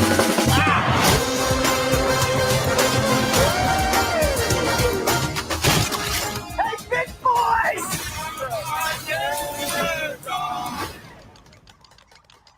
Are you crazy? Michael Cera. Wasn't that Michael Cera? Yeah, that's what I was wondering. I'm like, He looked crazy. Yo, it looks good. Excited.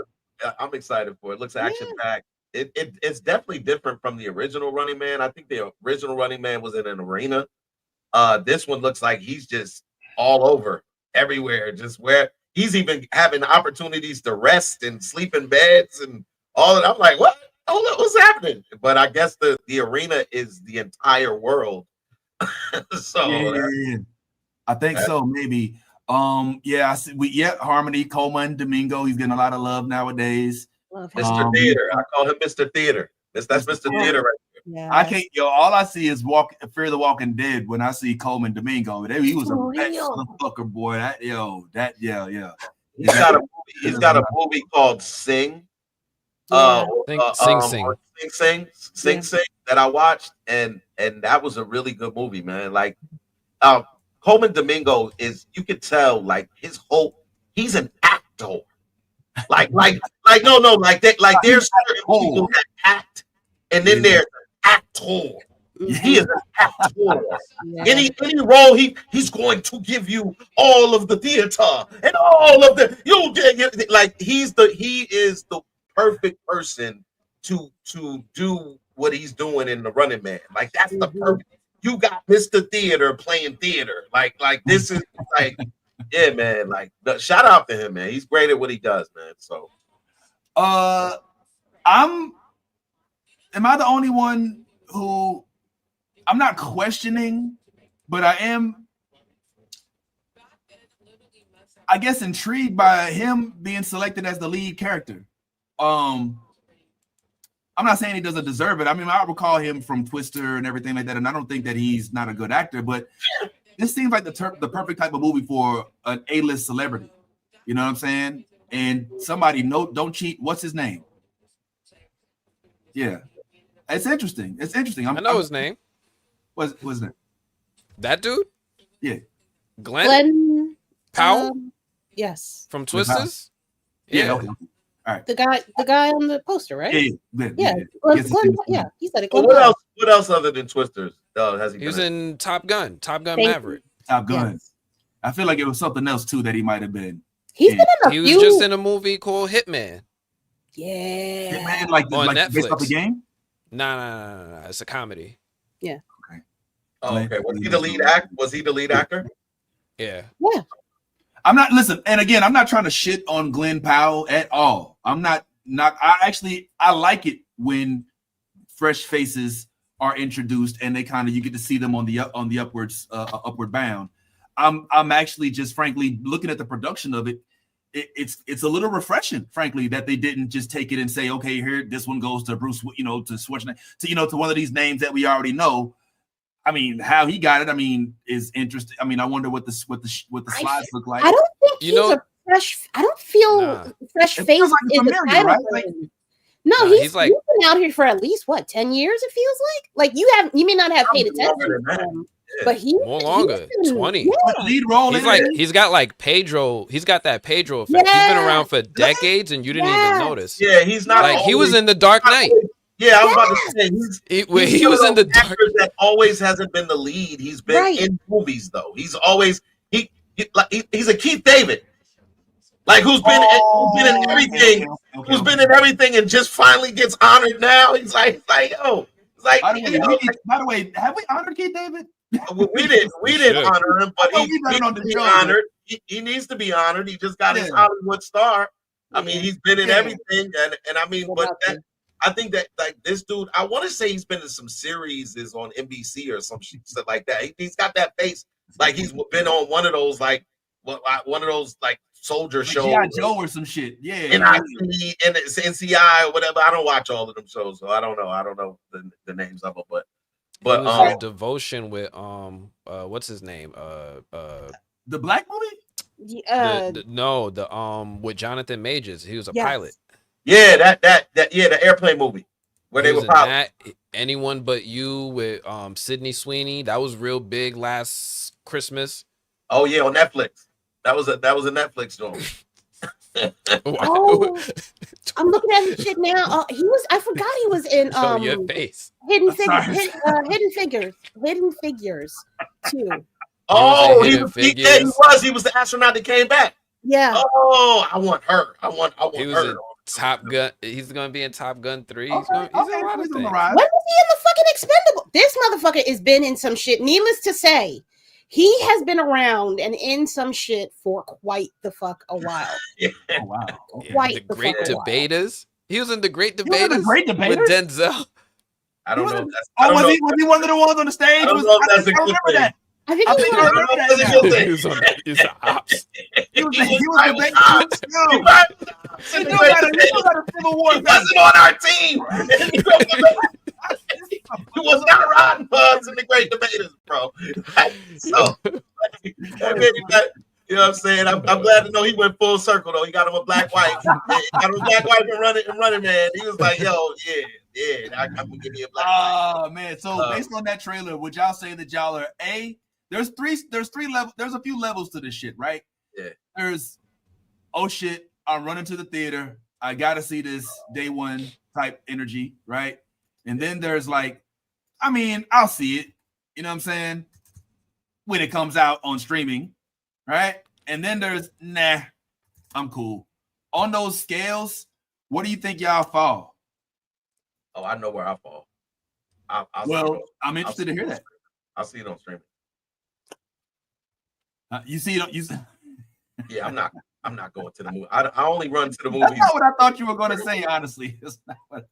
Nah. I'm only running the movies. I only run to certain movies, and it's usually a Marvel or DC movie or a black movie, black led film. That's the only thing I'm running to the movies to go see. Yeah. Okay, so we got a stream. Yeah, Kira.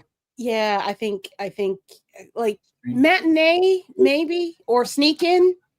It might be a sneak in. Like I'm not giving you all my money for something I should probably just sit at home and watch. But you're not getting full ticket price out of me. That's okay. For certain. Yeah. And theater streaming or nah? I'm running to the theater. Oh, Running Man. I'm running to the theater because it's got a lot of the elements, and I like everything that all the people involved. So when it comes to like directors, Edgar Wright, I'm a huge Edgar Wright fan. I like Shaun of the Dead. I like Baby Driver. I like Hot Fuzz, Scott Pilgrim versus the World. And now you're telling me that he's coming out and he's making The Running Man. You see Michael Cera. If you could make me laugh in a trailer, I'm seeing something that I like. And you look at who else is in the movie. You got Josh Brolin. You got Lee Pace. You got Brother Day. You got Jamie Lawson from Sinners. You know, I'm here. Absolutely. Day one. I'm in the theater. I do want to also preface this by literally, Ant's name is the movie blog. I was going to say that. You asked the movie blog.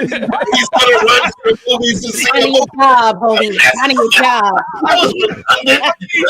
I mean, you know, am I going to? If one of us was going to run to the movie, it'd probably be the guy that blogs about movies, right? so, I mean, there's that, you know, and not to mention he probably has an invite to the red carpet. If I know Ant, like he's probably at the premiere in LA at the Chinese themed theater and shit. Man, if I know Ant, he probably already got tickets. He's like, send him tickets. Everybody like, yo, I'm joining us to review this. Be one of them. He got tickets. He's gonna get it up with the shirt. He be like, yo, I got that shit. I already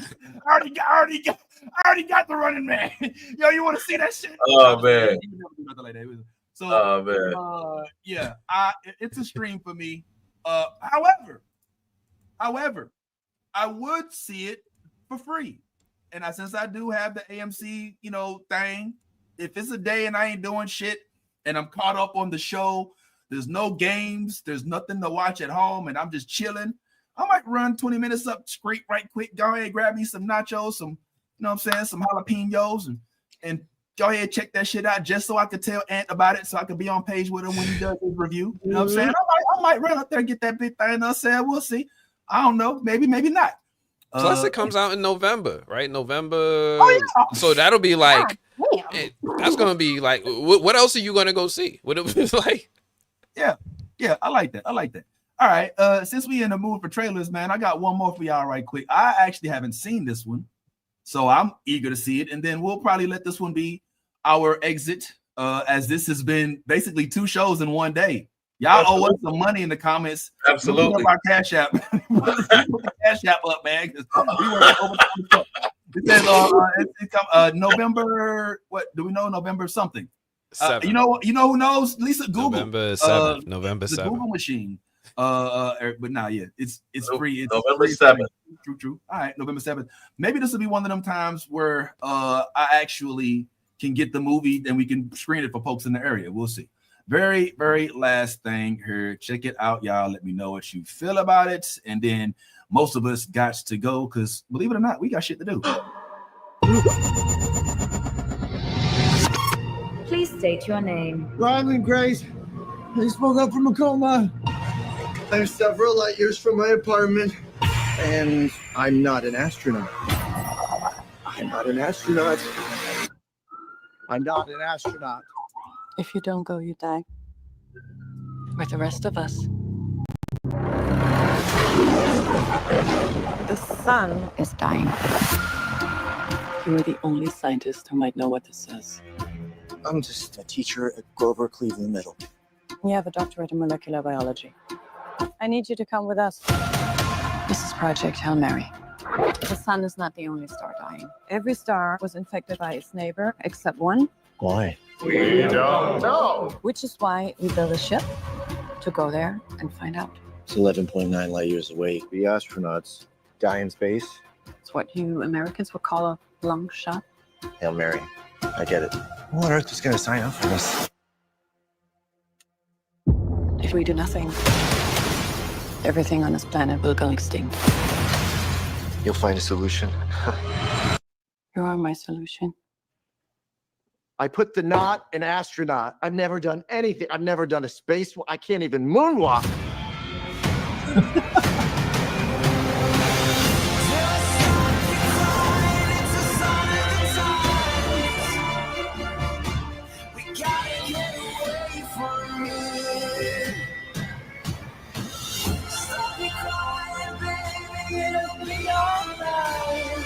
I understand the stakes. I do. But my place is in the classroom. The world is counting on you. This might be very hard for you to understand. But some people are not good at things. You know who you are. I conquered zero G in 5 hours. Yeah. Object approaching. Oh my God. The fuck?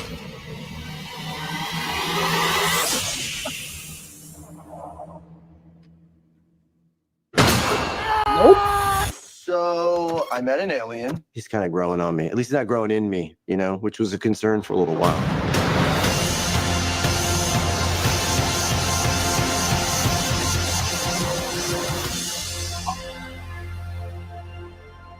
I'm Grace. I'm gonna call you Rocky. Thumbs up. No, that's thumbs down. We do the thumbs up. It's close enough.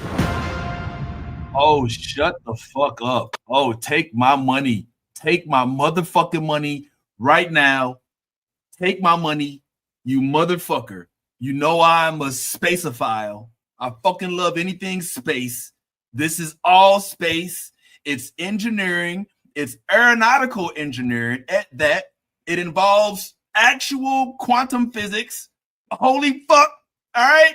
It involves them using actual space theory, which involves having to transfer lives to travel to great distances. I fucking love that shit. I love it. It looks like it looks like okay, Ed's having a convulsion. It's given for me. I'm getting The Expanse meets Armageddon.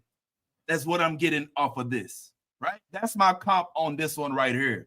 And I mean, I ain't gonna lie, Ryan Gosling. I see there's some wetness going on in the comments on Ryan Gosling. That's all fine and dandy, but you could insert anybody into this character because the plot itself is what I'm loving. Is the notion that we have gotten to such a cataclysmic point in our plot line, our timeline, that we got to now send up teachers who have zero aeronautical or astronomical experience to save the fucking planet. And I love it. And it's all built around engineering and shit, man. All right. I don't think the movie blog's gonna be nah, because he's probably feeling the same way I'm feeling. I feel like you just deflected all that wetness. You deflected all that wetness to the comment section, and I think it really just came from over there. And it's okay that you're crushing on Ryan Gosling. He is meant to be. He is meant to be at this point. At this point, he is meant to be Hollywood's leading man. Like, if you don't see the trajectory and don't see what's going on, then you ain't paying attention. Ryan Gosling has been in Barbie, La La Land, and now this movie. These are all movies leading up to his historic rise to the spot of Hollywood's leading man. Ryan Gosling, that guy. The women still love him. He's always been a heartthrob since he came out. He added a little spiciness to his life, married him a Latina. And I ain't mad at you, brother. And one of the things I've been noticing is from the acting, that just like, let's talk about his acting for a minute. Ryan Gosling has gotten progressively better as an actor. Like, I cannot sit here in front. He has gotten progressively better as an actor. And I think that this is the role for him to win an award with. If this is the movie, because one of the things that I always notice, I don't know if you guys noticed this, but soundtracks play a real role in where you get nominated for an Academy or an Oscar. And when I hear that, when I hear a song like I just heard when he's flying off in the space, those are the type of songs that get you nominated for a freaking Oscar or an Academy Award.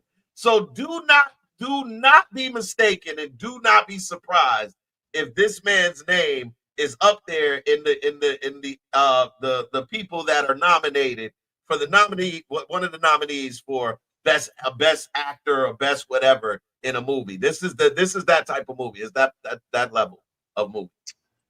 I wish I could agree with you, but I don't think space movies get the recognition that I feel. It certainly depends on what did you yes. And hear me out. Make this make sense. Go ahead. Go ahead. Okay. Let's hear it. All right. Well, what's the last movie that y'all saw that was based on space travel? Interstellar? Yes. How long ago was that? The last one? That he would say the last one. Wait, accurate space storytelling, or in general? Because I'm going to say Star Wars. Comparable science fiction that's rooted in science fact. Understood? Like not like Guardians of the Galaxy, right? Oh, I would say Interstellar for me. Mickey 17. Mickey 17. Is that a space movie? That's not a space movie. That is absolutely a space movie. Right. And it's a comedy. And it's a comedy. And it was funny as hell. And a lot of people don't talk about it. No, yeah. And then before that, I saw Alien Resurrection. But look, I'm speaking to a specific space movie. This is a cataclysmic event where the whole earth is going to be destroyed if you don't go up and do something. The last time I saw a movie like that, it was called Armageddon. And Armageddon was nominated for every award. Yes. And so was The Martian. And so was The Martian. These type of movies. And Gravity. Thank you. Thank you. Thank you. Gravity was the nail in the coffin because I forgot all about Gravity. I forgot about the standard scale. All right, Gravity. You're right. Gravity. That shit was really good. You're right. I guess I was thinking like, there have been some very lackluster, space type movies like Look Up. Yeah, like shit like up. that. That if not, Don't look up. No, yeah, don't look up. But that's not really a space movie. I would say it happened on Earth. It was a cataclysmic Interstellar. Refresh my memory. I love that movie so much, but I feel like it got a lot of accolades, especially for the soundtrack and stuff like that. But how often do you see a movie of that caliber? Mickey 17 is entertaining, but I don't know if it's going to be up for any awards. All I'm saying is that movies like this, like you said, soundtrack, everything has to fit into place for it to work. It's not a commonality that you just go to space and you automatically win awards. Like I feel like we're overlooking something important when it comes to a Ryan Gosling movie. His trailers 8 times out of 10 don't match the movie. If you look back at his filmography, he has this thing where he'll put out a trailer and you think you're gonna watch an action movie like Fall Guy. You think it's like, yo, this dude is going to have like some crazy action rush out, and it's something completely different. It's not that it's bad, but it's something completely different. And I've been having this problem with Ryan Gosling, I think, since Drive. Ooh. He puts out. He's attracted to a certain type of movie. And I agree with you that Hollywood has been trying to push him to be that leading man, but he keeps subverting that expectation, and he puts out trailers that make you think he's going to step into that role, but then he goes left. I thought he was going to be the next Dominic Toretto, Brian O'Connor in Drive, but then he went left. I thought he was going to be the next John Wick in Only God Forgives, but then he went left. He'll do a Barbie where he's singing and dancing. He'll do a La La Land, but I don't think that he's going to give you the type of movie that we want from him in this scenario. I think he's going to give us something else, and they kind of hinted at it with that little alien at the end. I think he is attracted to that weird character stuff, and that alien interaction is probably going to be the focus of the film, and they gassing us with all this other stuff. I feel like the alien was more of a bot. I don't know if I when I saw it when I looked harder at it, it looked more like just the extension of a robot's arm. But maybe if you find that moment on here, let me freeze frame it. I agree with you that Ryan doesn't always deliver. Can we really though hold him to account for the trailers that are released? I mean, he's just the actor. Like he doesn't. He doesn't decide unless he's the executive producer and the marketer and all of that. Like he's not the one putting out the trailer. I think that's Hollywood trying to present him that way. But he's taking on. I don't know about that, because I mean, if you want to, I think that I'm talking about the alien. If we're talking about like carbon-based life, that could be something that takes the shape of a carbon-based life form.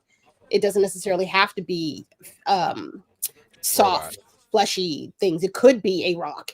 It could come across as like that kind of hard exoskeleton type of situation. It doesn't necessarily have to be a robot, but Ryan Gosling, he don't do it for me. He all right. He seemed like a nice Canadian bloke, but outside of he's you're right. He seems like a very nice man. But he doesn't drive me to go to the movies. He's well, we all know what my type is based on my initial entrance into today's show. But he's not the reason I would go to see this movie. I want to see this movie for the story. I want to see what actually is going to happen.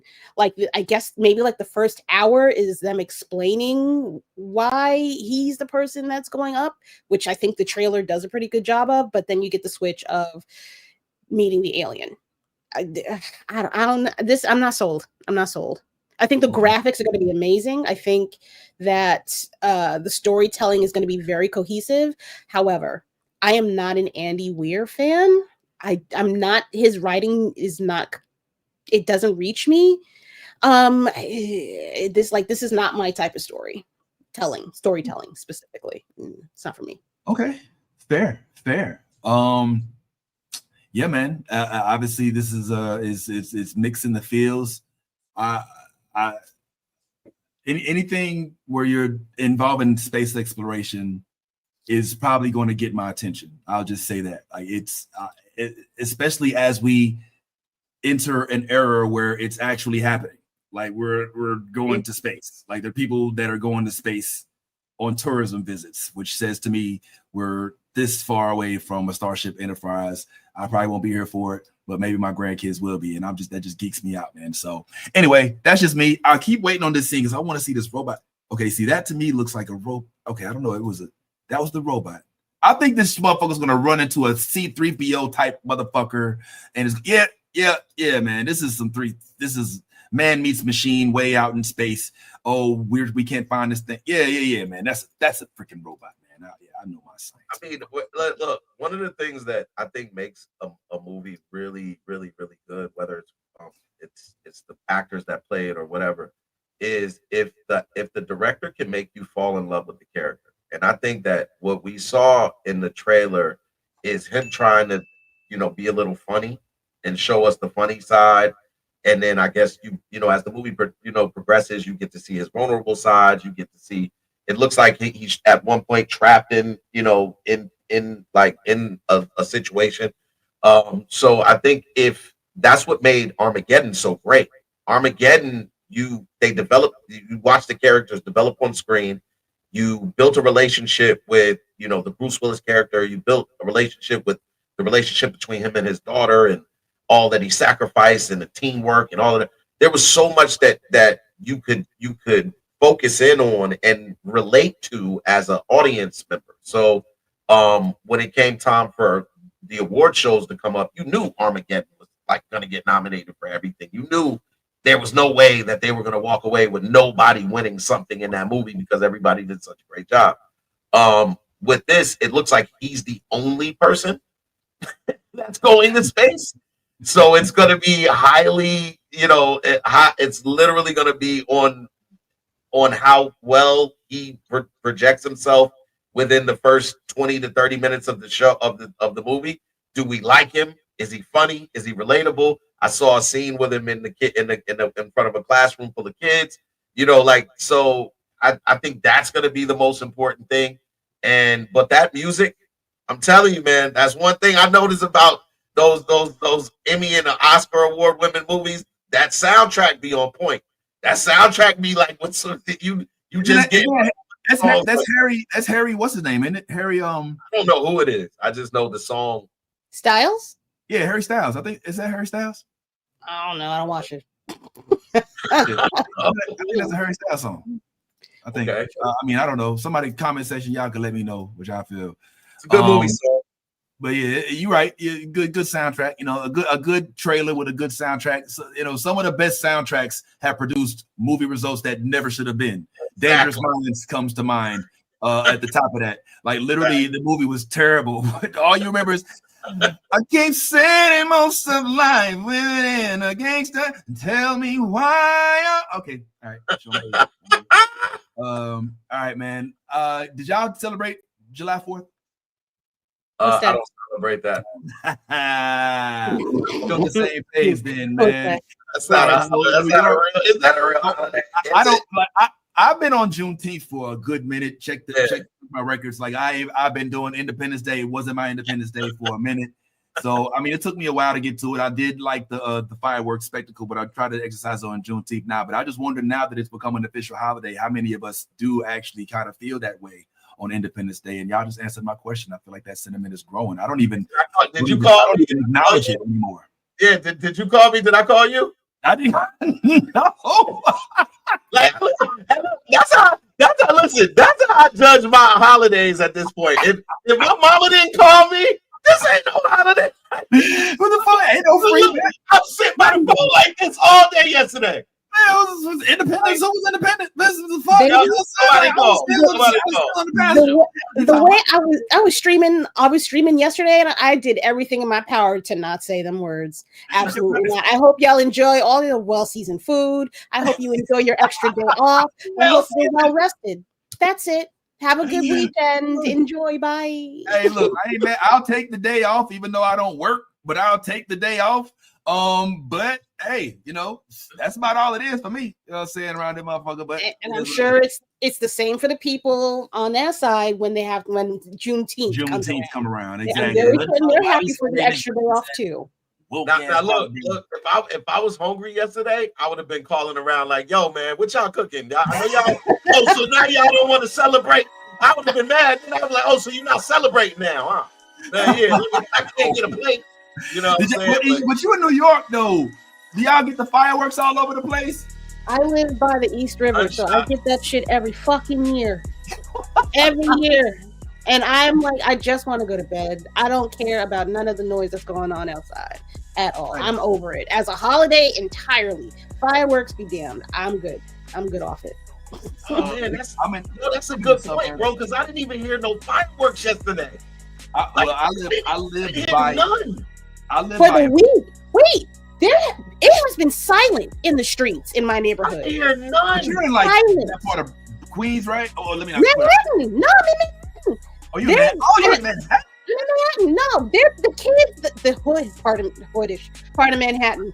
Every year, like clockwork, you would hear fireworks going off for a straight month. Nothing. Except for last night. Did you hear fireworks yesterday? Yeah. That's it. Just yesterday. Nothing this morning. Nothing past maybe 11 o'clock last night. Wow. Nothing. It's been dead silent. Bro, I didn't hear nothing. There was nothing. Stay with you and your family or whatever that is in your building, because I live in one of these suburbs where they start on the 1st of July. You know what I'm saying? And they just pop. They use real guns. Like it legit sounds like a whole gun range. And I stay by a park, by like a city, like national city. National, but city park. Yeah. So we literally were planning to go and watch the fireworks celebration. They do it right here by our house, but it rained. We was like, oh, they ain't gonna do it. Sure enough, they still do it. My dog loses her shit. Every firework, you know what I'm saying? So, but not us. And my daughters no longer ask me about it. There was a time when they go, oh, we doing fireworks? They don't even fuck with it no more. They be like, yeah, I know. It might be time to get rid of it. It might be time to get rid of it. It might be time to get rid of it. Get rid of the kids? No, 4th of July. Oh, I was like, whoa. I said, he's like, well, that's it. All right, man, take it. I gotta thank the lady Mandalore, aka Kira, for real, because she like legit pulled up. Full disclosure, Cobra Clutch. I just woke up and it was like, yo, she would. I hope she's available, but I don't even know if she's gonna be available. I'm gonna hit her up and see if she's gonna be able. You know what I'm saying? So she pulled up and had a few hours to burn with your homie. So I cannot thank you enough. We definitely consider you like the homie for real. So really appreciate you pulling up in the Cobra Clutch and hope you don't mind doing it again. We might have to arrange these every now and then. But don't gotta be whenever. If I can, I say I will. I do. Okay, for sure. Go ahead. You about to say something? No. Well, and I want to thank Nali for pulling back up again as well. Shout out to Bad Ty. Yaz was unable to be here today. She was unable to be here today. And shout out to him for always pulling up. And to you especially. Ty, did you want to say something to the folks, man? want to thank everybody for pulling up, man. Y'all are, whoa. I mean, this is probably one of our longest shows, and everybody's stuck in there. So we appreciate y'all. Y'all are family. But make sure you hit that like, that share, and that subscribe button on your way out. And tell a friend to tell a friend. Facts. Thank you. We love you. And until next week, we out. Yeah, we outside, man. So appreciate each and every last one of y'all. As he said, if you are watching, listening, or if you're watching on the replay, we cannot thank you enough. And to our morale, you know how we do. Be your authentic self, because if you ain't being yourself, guess what? You being fake. But it ain't nan honor in that. And if you a geek, as we always say, go ahead and let that good old geek flag fly. Deuces. I wonder which one of these should I use anyway. How about the Yvette? The new Blurred Order is one of my favorite places to visit. I hope you'll join us next time.